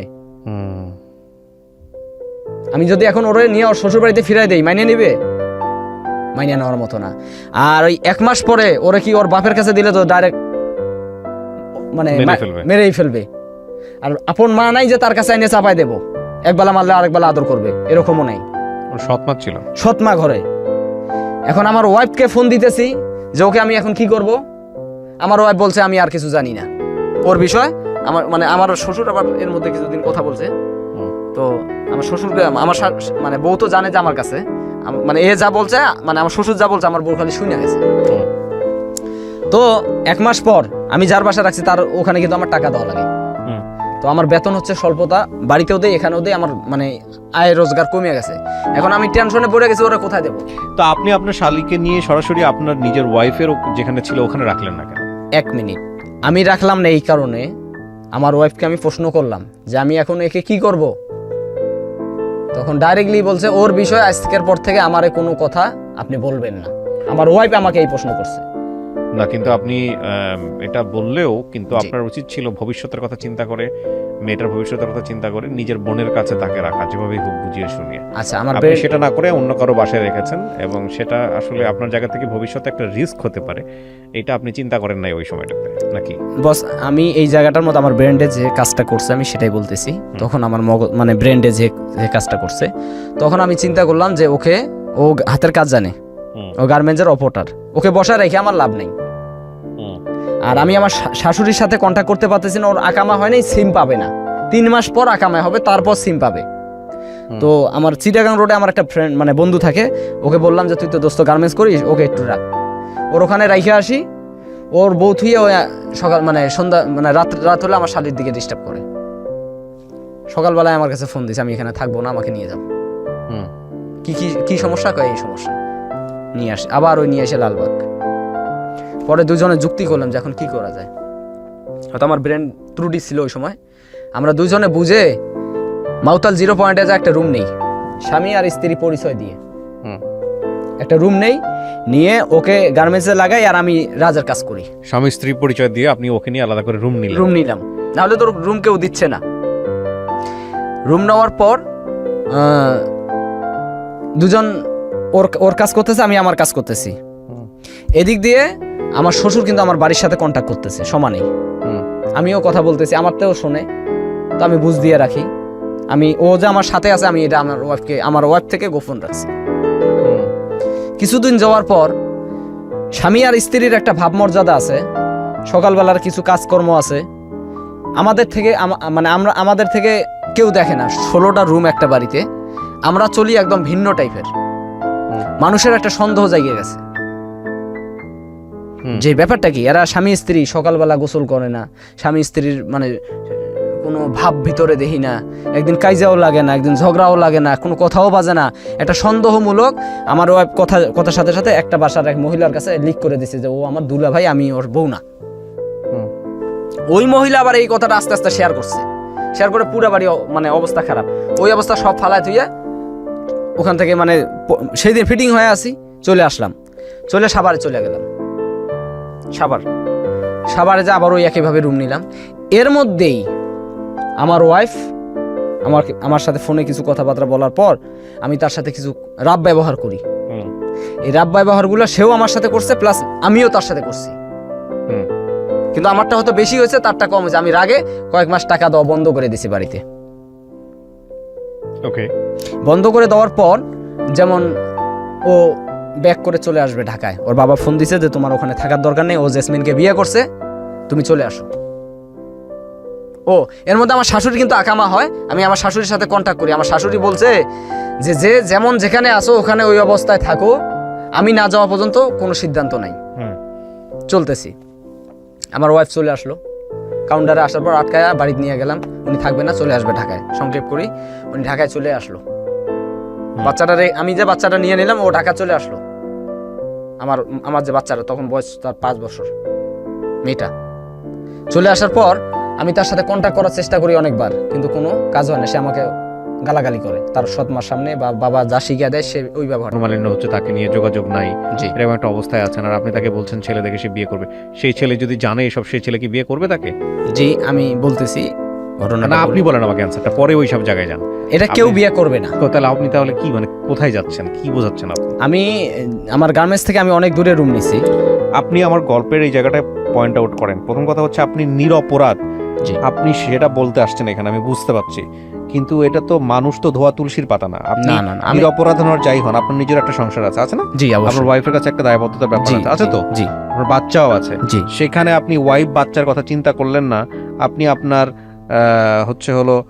শালীর কথা চিন্তা করে আপনার নিজের সংসারের 12টা বাজিয়ে দিলেন, এবং শালীর সাথে একদিন 2 দিন না, বছর খানেক ধরে আপনি একসঙ্গে আছেন। এবং সাথে আপনি আপনার শালীকে বলতেছেন অন্য একটা ছেলেকে দিকে বিয়ে করার জন্য আমার নিজের আবার সংসার আছে। মানে এটা তো মানুষের ওভারলোডেড গাঁজা খাওয়ার পরেও তো মানুষের এই ধরনের চিন্তা আসার কথা না। সেখানে বছর খানিক ধরে আপনি মানে শালীর সঙ্গে এভাবে মানে এটা মানুষকে আপনি যাই বলবেন, মানুষ সেটাই কি বিশ্বাস করবে? একটু তো লজিক থাকতে হবে। অবশ্যই থাকতে হবে, কারণ আর ঘটনা হচ্ছে যে আমি এইরকম মানে আমার ব্রেন্ডে ওরকম মানে ওই সময় 1 বছর ধরে আপনার ব্রেন জাগে নাই।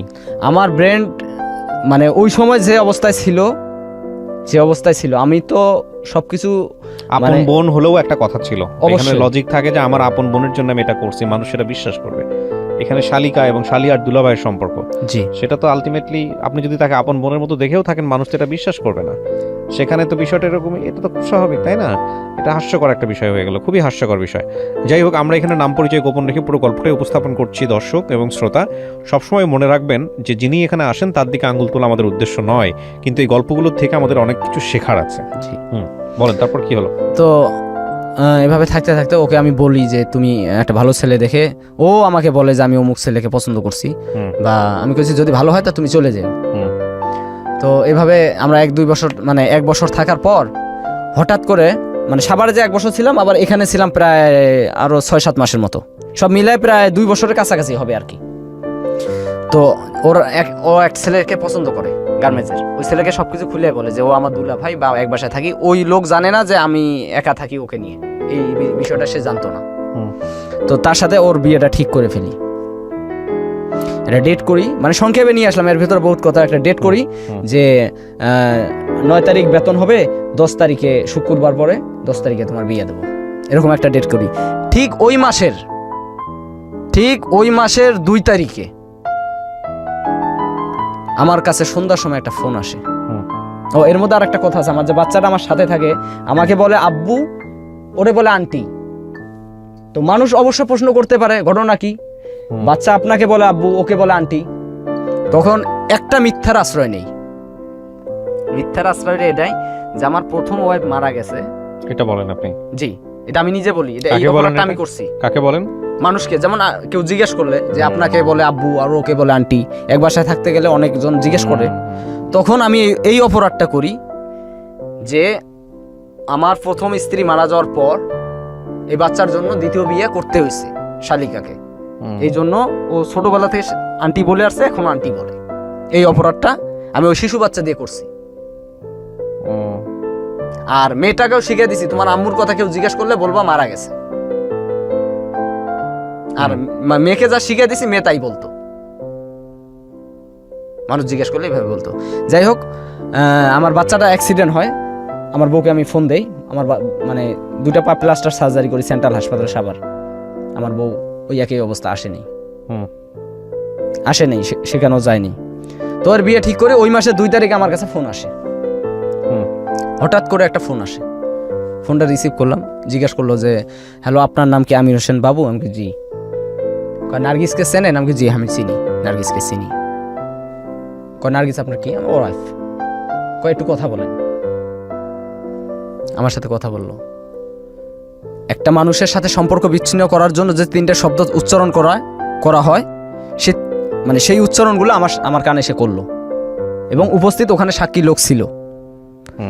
উপস্থিত বিয়ের মজলিসে বসে তারা ফোন দিছে, ওই কাজী আমারে ফোন ধরে দিছে, সে আমারে। আর আমাদের বিয়ের রেজিস্ট্রেশন ছিল না, কলমা পড়া বিয়ে ছিল, শুধু হুজুর দিয়ে কলমা পড়ে বিয়ে পড়া রাখছি, কিন্তু রেজিস্ট্রেশন করে কোনো বিয়ে হয়নি। কাবিন মানে ওই কাবিন নামা লেখে না, ও লেখালেখিটা আমাদের হয়নি। তো যাই হোক, সে আমাকে মানে ফোনে 3 কথা বলে দিল। 3 কথা বলতে তালাক? জি। ওই কথা 3টা ইউজ করলো যখন, আসমান জমিন, মানে তখন আমার মানে আসমান জমিন পুরো পৃথিবী ঘুরতে শুরু করলো। আমার স্বপ্ন ছিল যে এই মেয়ে মানে আমার শাশুড়ি বিদেশ থেকে আসার পর আমার শালিকাকে আমার শাশুড়ির কাছে আমি বুঝাই দেবো। এই অবস্থায় যদি আমার হাত থেকে হারায় যায় তাহলে আমি একটা ফাঁসবো, মানে জরিপানার তলে পড়বো। সে যদি এসে জিজ্ঞেস করে আমার মেয়ে কোথায়, আমি কোত্থেকে দেবো? ও যদি একদিকে চলে যায়, মানে অনেক কিছু বিবেচনা করে তার গায়ে আমি হাত দিতাম না। আমার প্রয়োজন হয়তো আমি টাকা দিয়ে বাইরে যাইতাম, অন্য কাজ মানে অন্য জিনিস ব্যবহার করতাম, কিন্তু ওর সাথে আমার কোনো খারাপ আচরণ ছিল না। আমার ইচ্ছা ছিল, আপনি বিশ্বাস করলে করতে পারেন, না করলে নাই, আমার মনের থেকে বলছি আমি, আমার মানে মনের আশা ছিল যে ওর মা যতদিন দুনিয়ায় না মানে বাংলাদেশে না আসবে ততদিন ও আমার কাছে থাকবে। যেদিন আসবে আমি নিয়ে যা বুঝাই দেবো যে আমি আর মানে আপনার মেয়েরে যে আমার দায়িত্বে রাখছি, যে বুঝাই দিলাম। বা এই ধরনের আমার চিন্তা ভাবনা যা ছিল আমি তাই বললাম আপনারে, এই ধরনের একটা চিন্তা ভাবনা ছিল। আর এদিক দিয়ে ওর বিয়েও যদি ঠিক করে ফেলছি, ওর আয়োজনও করতে মানে 2জনে কামাইতেছি, ওর জিনিস বানাইতেছি, বিয়ের জন্য আয়োজন করতেছি। এদিক দিয়ে আমার বউ আমার সাইডে যেদিন চলে গেল, এখন আমার বাচ্চাটা আমার সাথে, আমার মানে শালিকা তো গার্মেন্টসে।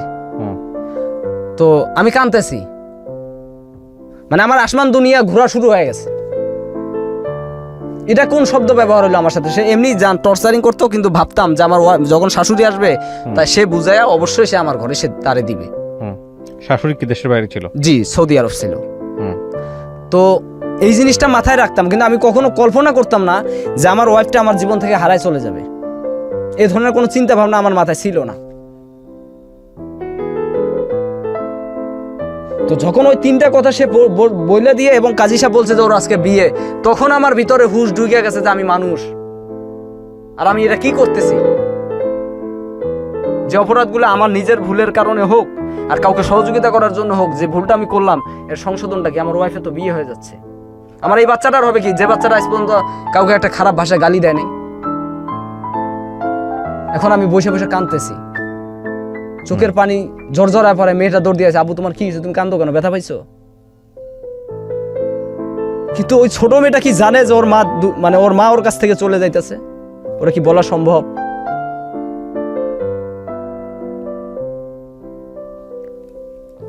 ওরা বলি নাই, না বলে ওর বোন যখন আসলো তখন আমি নিজে শান্ত হয়ে গেলাম। ওর মা ওর বোন আসলো, ওর বোন আসার পর ওর বোনকে বললাম যে এই এই ঘটনা। ওর বোনও হাত পা ছেড়ে ভেঙে বসে পড়লো। সেদিন সারা রাত না কিছু খাইলাম না কিছু, কোনো আমি শুধু চিন্তা করতেছি যে আমার বাচ্চাটার কি হবে, এখন আমার জীবন কোথায় যায় যাক, আমি ছেলে মানুষ, আমার বাচ্চাটার কি হবে। এখন ওর মা যে চলে গেল, এখন ওরে আমি কার কাছে রাখবো, কে ওই মেয়েটার দেখাশোনা করবে? আমি একটা পুরুষ, আমার তো একটা মহিলার প্রয়োজন হবে। আমি যদি বিয়ে করি, ওই সৎ মাটা কি এই বাচ্চাটাকে দেখবে? তখন আমার ভিতরে মানে আমার পুরো মাথার মগজ মনে হয় ঘুরতেছে, পুরো পৃথিবী আমার কাছে ঘুরতেছে। সারা রাত চিন্তা করতে চলে গেল। সকালবেলা ও কাজে গেল, আমি আর কাজ করি না, চিন্তা করি এখন আমি কি করব। তখন আমি আমার এক ফ্রেন্ডের কাছে সবকিছু খুলে বলার পর সে বললো যে যেটা হবার তা এতদিন তো বোঝো নাই, যেটা হবার সেটা তো হয়েই গেছে, এখন এই বাচ্চাটার কি হবে?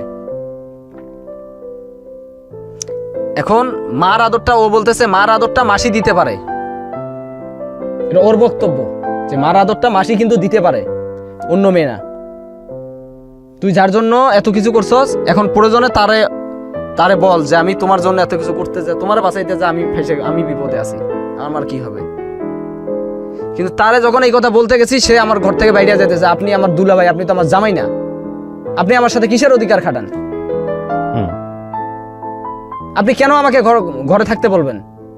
আমি যেদিকে মন চাবে আমি সেদিকে। আর 2 দিন পরে আপনি তো বিয়ের আয়োজন করছেন। আপনার শালিকা বলতেছে জি, আপনি তো আমার বিয়ের আয়োজন করছেন, দিন তারিখ সব দাওয়াত টাওয়াত মানুষের যা যা দেওয়ার দিয়ে দিছি।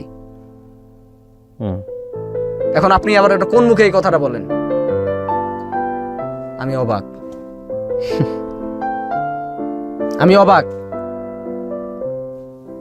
7 তারিখে ওরা প্রেশার দেই, কাজ হয় না, সে আমার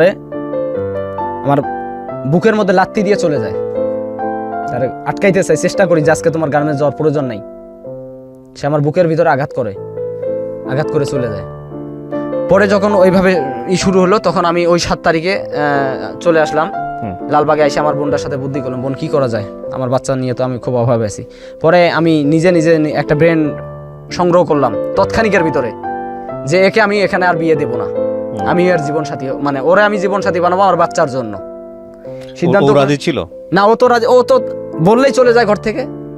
না, কিন্তু আপনাকে আপনি যে ওকে বিয়ে করবেন, ও মেন্টালি রাজি ছিল? প্রস্তাব দিলেও রাজি হবে এরকম ভাবনা ছিল? আমি ওর বোন যাওয়ার পরে 2 দিন পর থেকে ওরে প্রস্তাব দেই, সে আমার সাথে রাজি না। আপনি আমার দুলাভাই, আপনি আমার হবেন, জামাই হবেন কেন? দেখেন বিষয়গুলো কত জটিল হয়ে গেছে। হ্যাঁ, তারপর একটা অপরাধ ঢাকতে গিয়ে আরো কিছু অপরাধ করতেছে। আপনি শোনেন, আমি বলতেছি, আসতেছে সামনে। পরে এই কথা বলার পর আমি লালবাগ এসে আমার বোনকে বললাম, আমার একজন বুদ্ধি দিল যে ঘুমের ওষুধ খাওয়ায়া ওরে এখান থেকে আউট করে সরাই নিয়ে যা বাড়িতে নিয়ে যা, একটা ব্যবস্থা হবে ইনশাল্লাহ। অন্য আরেকজন আমার এই বুদ্ধিটা দিল। পরে আমি লালবাগ এসে আমার বোন ওই খালাতো বোনকে বললাম যে আমি ওকে নিয়ে আসবো, আমি 2টা ট্যাবলেট দিলাম, ফাঁকি করে তুমি ইয়ার ভিতরে দিয়ে দিও, শরবতের ভিতরে, গরমের দিন কিন্তু শরবতের ভিতরে দিবা, এবং খেয়াল রাখবা ওই গ্লাসটা যেন ওর কাছে থাকে। নিয়ে আসবা কেমন, আমি বুঝবো সেটা। 8 তারিখ দিবাগত রাত্রি আমি এগুলা সব প্ল্যান করে মেয়ে আগে পাঠাই দিছি ব্যাগনা দিয়া। যেগুলো স্বর্ণের জিনিস সেগুলো রুম থেকে বাইর করে নিছি। ওইরকম হাউকাউ করে মানুষ কিন্তু কানাকানি করে, আর জামাইবো না, একটা ফিটিং এর অবস্থা হয়ে গেছে ওখানেও। তো ও আরো চিল্লা ফাল্লা করে বেশি, তো বলতেও পারি না, সইতেও পারি না। যাই হোক, স্বর্ণের জিনিসগুলো বাড়ি পাঠাই দিয়া ওরে ও 9 তারিখ চলে গেল গার্মেন্টস। আমি ফ্লোর ইনচার্জের বাসায় যা সবকিছু ভাঙ্গা বললাম, খুলে বললাম যে এই ঘটনা। উনি আমাকে একটু হেল্প করে, হেল্প করে। ওনার যে বেতন হইলে আমি আপনাকে ফোন দেবো। আমি একটা সিএনজি ঠিক করে রাখি, বেতন হওয়ার সাথে সাথে উনি আমার ফোন দেয়, আমি ওর ফোন দিয়ে নামাই যে তোর আব্বা অসুস্থ, ঢাকা মেডিকেল ভর্তি আছে, এক টানের পর চল, এই মুহূর্তে যাইতে হবে। ওরে গার্মেন্টস থেকে আর বাসায় নেই না, ওই অবস্থা টাইনে সিএনজিতে তুলে ওই লালবাগ নিয়ে আসি। কয়খানে কেন? আর তুই ফ্রেশ হবি না, এই অবস্থায় যাবি, তোর আগে জামাইরা ওখানে আসছে, ওরা গেলে তারপর যাবো। এই অপরাধগুলো আমি করি। পরে ওখানে ওরা ওই ওষুধ খাওয়ায়া ওরা আমি দেশের বাড়িতে নিয়ে যাই। ঘুমের ওষুধ শরবত খাওয়া দেয়, কিছুক্ষণ পরে ঘুমায় যায়। পরে আমার আর এক কলিকের সাহায্য নিয়ে ও মানবে না, ও চলে আসবে। তখন তো দেশের মানুষ সবাই ধরে বসে, কিরে তোর বউ কই, শালি নিয়ে চোটকে, এর কাহিনী কি? বলে বিস্তারিত সবগুলার আমি ভাঙ্গে ভাঙ্গে সবকিছু বলি। কেউ আমার খারাপ বলছে, কেউ ভালো মানে যে যেটা পারছে সেটা বলে চলে গেছে। কিন্তু আমি ভাবতেছি আমার সন্তানের কথা, আমার নেশাটা জেগে গেছে এরকম। আমার নিজের কথা আমি ভাবি না যে আমার সন্তানটা কিভাবে ভালো থাকবে। ও কিছুদিন পর আমার বাড়িতে এরকম আমার সাথে মানে বুদ্ধি টুদ্ধি করলো যে না থাকবো, এখন ভালো হয়ে গেছে। কিছুদিন পর তখন ওরা আমি বিয়ে শাদী করি নাই, জাস্ট খালি ওরা বুঝের মাধ্যমে আনতেছি যে একটা লোক আসলে তার সামনে যেন বলে যে হ্যাঁ আমি রাজি। ওরা বুঝানোর জন্য আমার বাড়িতে রাখছি। ও কিছুদিন পর বাড়ি থেকে উধাও হয়ে আসছে, ঢাকায় চলে আসবে। ওই ছেলের সাথে কন্ট্যাক্ট করছে, মোবাইল নাকের ফুল বিক্রি করে ওই টাকা দিয়ে চলে আসবে। আবার কাউন্টার থেকে তারা ধরে নিয়ে আসছি, বাড়িতে নিয়ে ওই যে জিয়া লাগাচ্ছেন না, জিয়া লাগাচ্ছে আটা ছাড়ে, এই জিয়ালা গাছের ডাল দিয়ে ওরে পিড়ায়া বেহুশ বানায় ডাক্তার এনে হুশ করাইছি। আপনার শালিকে? জি। যে তোর জন্য আমি এত কিছু করতে পারি আর তুই আমার বাচ্চার জন্য করবি না, তুই চলে যাবি। আমার যারে নিয়ে আমার স্বর্গ সে আমার চলে গেছে, আর তুই কি? আর তুই আমার বাচ্চার জন্য আজকে আমার সাইডে চলে যাচ্ছে, আমও গেল সালাও যাবে, আমি আর যাইতে দেইনি। জোর করে বিয়ে করেছে, জোর করে ওরে জোরপূর্বক ও রাজি করাইছি। রাজি করে বিয়ে হওয়ার পরে একবারে ওর পেটে বাচ্চা দিয়ে তারপর ঢাকা আসছি। ঢাকা আসার পর সামরিক কিছু ওর স্মৃতি আমার মানে অল্প অল্প ভুলে গেছি। হঠাৎ করে আমার একদিন ফোন দিয়ে, মানে ওর বোন ঢাকা আসে বাচ্চা নিয়ে, আমার শাশুড়ি যখন বিদেশ থেকে আসে, সবাই তখন এক হয়, সবকিছু ভাঙ্গা কয়, ওদের ভুলটা মানে ভুল যার বলার ভাঙে, মানে দোষ যার সবকিছু খুলে বলে। দুই বোন মানে সবাই ওরা মিলে গেছে। তো আসার পর অনেকদিন পরে সে আমাকে হঠাৎ করে একটা ফোন দেয়। আপনার তখন মানে দ্বিতীয় স্ত্রী যিনি আর কি? না না, বর্তমান স্ত্রী। প্রথম স্ত্রী আমাকে, প্রথম স্ত্রী ফোন। জি, প্রথম স্ত্রী হঠাৎ করে একদিন ফোন দিয়ে বলে, তখন তো নাই আসলে প্রথম স্ত্রী নাই তখন এখন আমার সাবেক স্ত্রী বলতে হবে। জি, তো সাবেক স্ত্রী আমাকে ফোন দেয়, ফোন দিয়ে বলে বাচ্চাটাকে আমার দেখতে খুব ইচ্ছে করে। আচ্ছা, মেয়েটা তখন বয়স কত আপনার? মেয়েটার বয়স চলে প্রায় 7.5 এরকম হবে। 7 বছর, 7.5 বছর। জি, তো বলতেছে যে আমি মেয়েটাকে আমার দেখতে ইচ্ছে করতেছে, তো একটু যদি আনতেন তাহলে ভালো হতো। মানে আমার শাশুড়ি আসার পর আবার চলে গেছে, কিন্তু আমার শাশুড়ি আবার চলে গেছে। তো আনবো, কোথায় আনবো? জুরানে নিয়ে আসে, আপনি আমার ফোন দিলে আমি নিয়ে যে কদিন এখানে থাকবো, মানে জুরানে থাকবো যে কদিন, সে কদিন ও আমার সাথে থাকবে, আবার আমি যেদিন চলে যাব সেদিন আপনার কাছে আবার রেখে চলে যাব। আমি আমার এক খালাতো ভাইয়ের কাছে মানে সহযোগিতা নিয়ে আমার মেয়েটাকে আমি ঢাকায় নিয়ে আসি। আসার পর আমার কাছে রাখি, ও যেদিন নিয়ে যাবে সকালবেলা ফোন দিল যে আম্মু আমি আসছি, তুমি আমাকে নিয়ে যাও। তা বলছে মা আমি আসতেছি, আমি যাওয়ার সময় তোমাকে নিয়ে তোমার নানু বাড়ি যাবো। আচ্ছা, তো জুরানে এসে আমার ফোন দিয়েছে যে আমি জুরানে আছি, আপনি কোথায় আছেন? আপনি দাঁড়ান, আমি আসতেছি। এখন বাচ্চাও নিয়ে আমি জুরান রেল গেটের সামনে গেছি, ও রেলের ওই পাশে, আমি এই পাশে দাঁড়ায় আছি। এখন বাচ্চাটা আমার কাছে, এতদিন পর মার কাছে যাবে, ও কাঁদবে না হাসবে ও নিজেও জানে না। কতদিন পরে মায়ের সঙ্গে দেখা? প্রায় 3 বছর, শিশু বাচ্চা। তো ও কাঁদবে না হাসবে সে নিজেও জানে না, খালি আমার মুখের দিকে একবার তাকাইতেছে, ওর আম্মুর মুখের দিকে একবার তাকাইতেছে, একবার আমার মুখের দিকে তাকায়, একবার ওর আম্মুর মুখের দিকে তাকায়। পরে ওর আম্মু ডাক দিছে যায়, বিশ্বাস করবেন এটা দৌড় দিছে, বাচ্চাটা দৌড় দিয়েছে, ওর মারে জ্বরে ধরছে।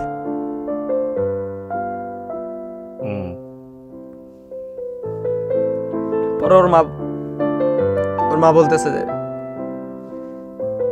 কোলে নিয়ে বলে আমি তোরা বুড়ে ক আমি তোরে নিয়ে যাই।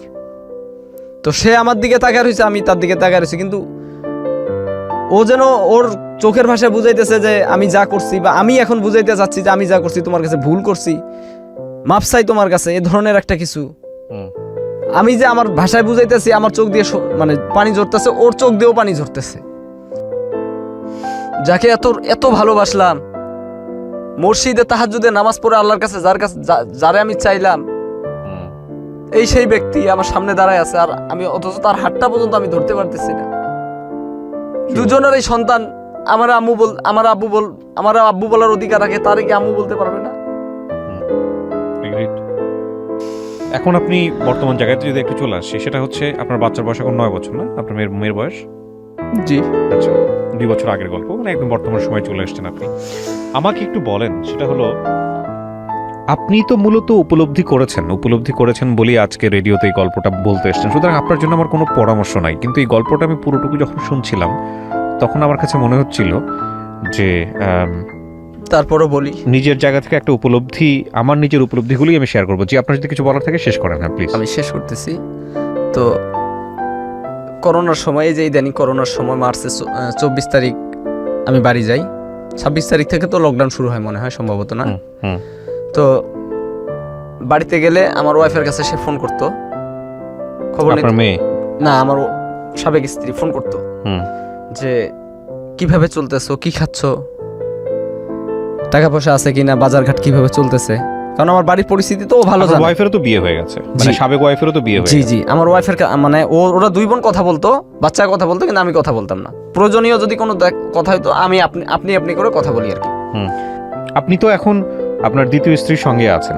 জি। মানে সেখানে আপনি সুখী বলতে, যে কোনো মানুষ যদি 100-তে 90% একটা মানুষের যদি দুর্বলতা থাকে, আমার সেই দুর্বলতাটা এখন আছে, আর 10% তারে নিয়ে আমি সুখী।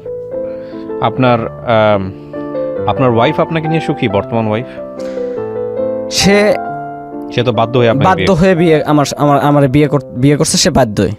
প্রিয় দর্শক এবং শ্রোতা, আমি রেডিওর মাধ্যমে একটা কথা বুঝাইতে চাই প্রিয়া স্যার। আমার ভুলের কারণে, আমার নিজের ভুলের কারণে 4-5টা জীবন যে ক্ষতিগ্রস্ত হইল, আমি মনে করি সম্পূর্ণ ভুল আমার। ডেফিনেটলি সেই জায়গাটায়, ভুলটার জায়গাটাই আমি শুধু বলতে চাই, আপনি ভুল বলেছেন বলে আপনি তো আজকে রেডিওতে এসেছেন। আপনার মাধ্যমে আমার এখানে আসার কিছু উদ্দেশ্য অবশ্যই আছে। আমি আপনার মাধ্যমে বলতে চাই, সারা বাংলাদেশের মানুষকে বলতে চাই, কেউ যদি কখনো নিজের মানে মনের মানুষকে বিয়ে করে থাকেন, তার পরামর্শ প্রয়োজন আছে। আপনার পরামর্শ চলতে গেলে দুজন উভয় যুক্তি এবং বুদ্ধি করে চলতে হবে। নিজের একার বুঝটা যদি বুঝতে যান, আমি আজকে যে জায়গাটায় আছি সেন্সলেস, একটা রাস্তায় যদি আমি চলি, এখন গন্তব্যে আমি যাবো একদিকে, কিন্তু যাচ্ছি আর একদিকে, হঠাৎ করে মনে হয় আমি কেন এখানে, আমি তো এই গন্তব্যে আসিনি। রাইট, আপনার এই জায়গাটা থেকে অনেক কিছুই বলার আছে, আমি একটু সংক্ষিপ্ত করে ফেলতে চাই। প্রিয় দর্শক এবং শ্রোতা, ইউটিউবে যারা এই অনুষ্ঠানটা দেখবেন এবং একসাথে যারা রেডিওতে শুনছেন, সবার জন্যই বলছি, সেটা হলো যে ভাই, আমি যে খুব বড় স্কলার বা আমার যে কথাগুলো আসলে শুনতে হবে আপনাকে, বিষয়টা এরকম না। আমার নিজের আত্ম উপলব্ধি বলেই গল্পটা শুনে, সেটা হলো যে কোনো একটা সম্পর্ক, বিশেষ করে সম্পর্কটিকে থাকে বিশ্বাসের উপরে, সম্পর্কটিকে থাকে কমফোর্ট জোনের উপরে। বিশেষ করে হাজব্যান্ড ওয়াইফের রিলেশনশিপ, এবং আপনি যেটা বলেন হাজব্যান্ড ওয়াইফের রিলেশনশিপের বাইরেও যেটা আমাদের সমাজে আছে, যদিও আমরা এটাকে রিলিজিয়াসলি অ্যাকসেপ্ট করি না এবং সামাজিকতার জায়গা থেকেও খুব একটা ভালো চোখে দেখা হয় না, সেটা হলো প্রেম সম্পর্ক, বিয়ের আগে যেটা আমরা বলি। যে কোনো ধরনের সম্পর্কের ক্ষেত্রেই 2টো জিনিস খুব খুব খুব গুরুত্বপূর্ণ। একটা হচ্ছে অপরপক্ষকে বিশ্বাস, এবং আরেকটা হচ্ছে যে কমফোর্ট, আস্থা। বিশ্বাস হলেই এটা মুদ্রার এপিঠ এবং ওপিঠ, আস্থার জায়গাটা অবশ্যই তৈরি হবে। এনাদের মধ্যে প্রচণ্ড ভালোবাসা ছিল প্রথম পক্ষের ক্ষেত্রে আমি যদি বলি, কিন্তু বিশ্বাসের অভাব ছিল এবং আস্থার জায়গাটার অভাব ছিল। আর দ্বিতীয়, বিশেষ করে যে ভদ্রলোক আজকে এখানে এসে তার জীবনের গল্পটা বললেন, তার জায়গা থেকে ভয়াবহতম ভুল ছিল। কমন সেন্স একটা মারাত্মক জিনিস, সেই জায়গাটায় ভয়াবহ রকমের ভুল ছিল। সে তার শালিকাকে সেভ করতে গিয়ে তার ওয়াইফের প্রতি যে অবিচারটা করেছে, এখন আমাদের সমাজের দৃষ্টিকোণ থেকে ধরেন আমরা খারাপভাবে যদি বলি এটাকে, সেটা হলো কি একই সঙ্গে ঘরের মধ্যে বসবাস করেছে, অনৈতিকভাবে মেলামেশা করেছে কিনা এই জায়গাটা থেকে। কিন্তু ধরুন অনৈতিকভাবে মেলামেশা তার হয়নি, সে যে কথাগুলো বলেছে সেগুলো সবই সত্য। তারপরেও তার ওয়াইফের জায়গাটা থেকে সেটা যে ভয়ঙ্কর রকমভাবে অন্যায়, ভয়ঙ্কর রকমভাবে ভুল, এটার একটা সহজ প্রশ্ন দিয়েই বিষয়টাকে সমাধান করে দেওয়া যায়। ধরেন আপনি যে কাজটা করছেন ভাই, আপনি আজকে গল্পটা বলতে আসছেন, আপনাকে একটা প্রশ্ন করি, আপনার ওয়াইফ যদি সেম কাজটা করতো, আপনার ওয়াইফ যদি আপনার ভাইয়ের ক্ষেত্রে, আপনার ছোট ভাইকে সেভ করতে গিয়ে যদি সেম কাজ করতো, সে একটা বছর যদি সে অন্য কোথাও বাসা ভাড়া নিয়ে থাকতো, আপনি এটা অ্যাকসেপ্ট করতেন? আমি জীবনও করতেন না। তাহলে আপনার ওয়াইফ যে কাজটা করেছে ঠিক সেটাই। এখন সেই জায়গাটা থেকে আমি মনে করি এটা একটা ভয়ঙ্করতম ভুল ছিল। তবে এই ভুলগুলো করার আগে অবশ্যই অবশ্যই অবশ্যই চিন্তা করে নেওয়া উচিত, এবং যেটার পরিণতি কি হতে পারে। সবচেয়ে বড় সাফারার কে বলেন তো? সবচেয়ে বড় সাফারার হচ্ছে ওই যে উনি একটু আগে বলছিল যে আমার 7 বছরের বাচ্চা বা 9 বছরের মেয়েটা। আমাদের যে সামাজিক কাঠামো বা পারিবারিক কাঠামো, আমাদের পরিবারগুলো যেভাবে গঠন হয়েছে সেই আদিম অবস্থা থেকে এখন পর্যন্ত, সেখানে কিছু সামাজিক রীতিনীতি রেওয়াজ আছে, এবং সেই রেওয়াজকে আমরা বছরের পর বছর ধরে বিদ্যা বুদ্ধিতে না আসলেও আমরা কিন্তু প্রজন্ম থেকে প্রজন্মান্তরে আমরা প্র্যাকটিস করে চলি। প্র্যাকটিস করার জায়গাটা এরকম দেখবেন যে আমাদের বিয়ে শাদী হওয়ার জায়গাটায় সময় দেখা যায় যদি বে লাইনে চলে যায়, যেটাকে বলা হয় পারিবারিকভাবে বে লাইন, একটা বিয়ে দিয়ে দাও ভালো থাকবে, আচ্ছা ঠিক আছে বিয়ে দেওয়া হলো, বিয়ে দেওয়ার পরেও লাইনে আসতেছে না, একটা বাচ্চা নিয়ে নাও ভালো থাকবে। এটা মানেই যে আসলে কমফোর্ট জোন, এটা মানেই যে 100% শিওর শটটা কিন্তু না, যে ভালো থাকতে পারে না, অনেক সময় হিতে বিপরীত হয়ে যায়। কিন্তু এটা তো সত্য, যখন একটা বাচ্চা চলে আসে ওই সংসারে, তখন বাবা মায়ের অনেক রিল্যাক্সের জায়গাটা চলে আসে। তখন আর ওই এটা কেন হলো না, এটা কেন হলো না, এটা কেন করলো না, দুপক্ষর যে বিভিন্ন রকমের ইমব্যালেন্সিং ব্যাপারগুলো, সেগুলোর চেয়ে বড় কনসেন্ট্রেশন চলে যায় বাচ্চাটার প্রতি। যদি তারা হিউম্যান বিং হয়ে থাকে, খুব ন্যাচারালি সেটা আসার কথা। বাবা চিন্তা করবে বাচ্চাকে নিয়ে আমার ছেলেটাকে আমি কীভাবে মানুষ করবো, আমার মেয়েটাকে আমি কীভাবে মানুষ করবো, মায়েরও কনসেন্ট্রেশন অনেকখানি বাচ্চার দিকেই চলে যায়। তো এই জন্য সংসারটা দেখবেন যে টিকে যায়। এবং যখন একটা বাচ্চা সংসারে চলে আসে, তখন আলটিমেটলি আর এই রকম ভুল করার সুযোগ থাকে না। তো এই ভদ্রলোকের ভুলের জায়গাটা অনেক বড়, যে বাচ্চা ছিল, একটা মেয়ে বাচ্চা, এবং নিজের ওয়াইফ তো বিশ্বাস করবে না, সেই জায়গাটা একটা রিস্ক ছিল, তারপরে সেই কাজটা করেছে। এবং করার জায়গাটা থেকে সে না পেরেছে নিজেকে হ্যাপি করতে, না পেরেছে যাকে সে সেভ করার জন্য গেল, তার শ্যালি যে এখন বর্তমান ওয়াইফ, তাকে হ্যাপি করতে। This is a very different story, but অনেক বড় একটা লার্নিং আছে আজকের এই গল্পে। আমি শুধু একটা কথাই বলতে চাই, সেটা হচ্ছে যে সম্পর্কগুলো রক্তের না, যে সম্পর্কগুলো তৈরি হয় বিভিন্ন ঘটনার প্রেক্ষাপটে, সেই সম্পর্কগুলোকে লালন করাটা খুব জরুরি। আমি আপনাকে যে কথাটা এখন বলছি, সেটা যে আমি ব্যক্তিগত মানুষ, আমার যে ভুল হবে না তা কিন্তু না, বাট এগুলো খুব কমন জায়গা। আপনি বললেও আপনি হয়তো এভাবে বলতেন। আমাদের এই বলার জায়গাটা থেকে হয়তো কিছু মানুষ তার ভুল জায়গাটা থেকে নিজেকে সেভ করবে, ইনক্লুডিং মি। হ্যাঁ, তো সেই জায়গাটা থেকে আমি আসলে কাউকেই পরামর্শ দিই না, কাউকেই জ্ঞান দিই না, সেই এখতিয়ার আমি রাখি না, বা সেই যোগ্যতাটুকুও আমার নাই। আমার কাছে মনে হয়েছে এই গল্পটা শুনে যে আমরা যদি আজকে টপ টু বটম যদি পুরো গল্পটাকে অ্যানালাইসিস করি, তাহলে বলবো যে কোনো সম্পর্ক যেটা রক্তের বাইরে, ইভেন রক্তের সম্পর্কও যদি বলি, যেগুলো সম্পর্ক তৈরি হয় বিভিন্ন ঘটনার প্রেক্ষাপটে, সেই সম্পর্কগুলোকে চর্চা করাটা খুব জরুরি, লালন করাটা খুব জরুরি। সেখানে বড় ধরনের স্পট পড়ে গেলে, বড় ধরনের দাগ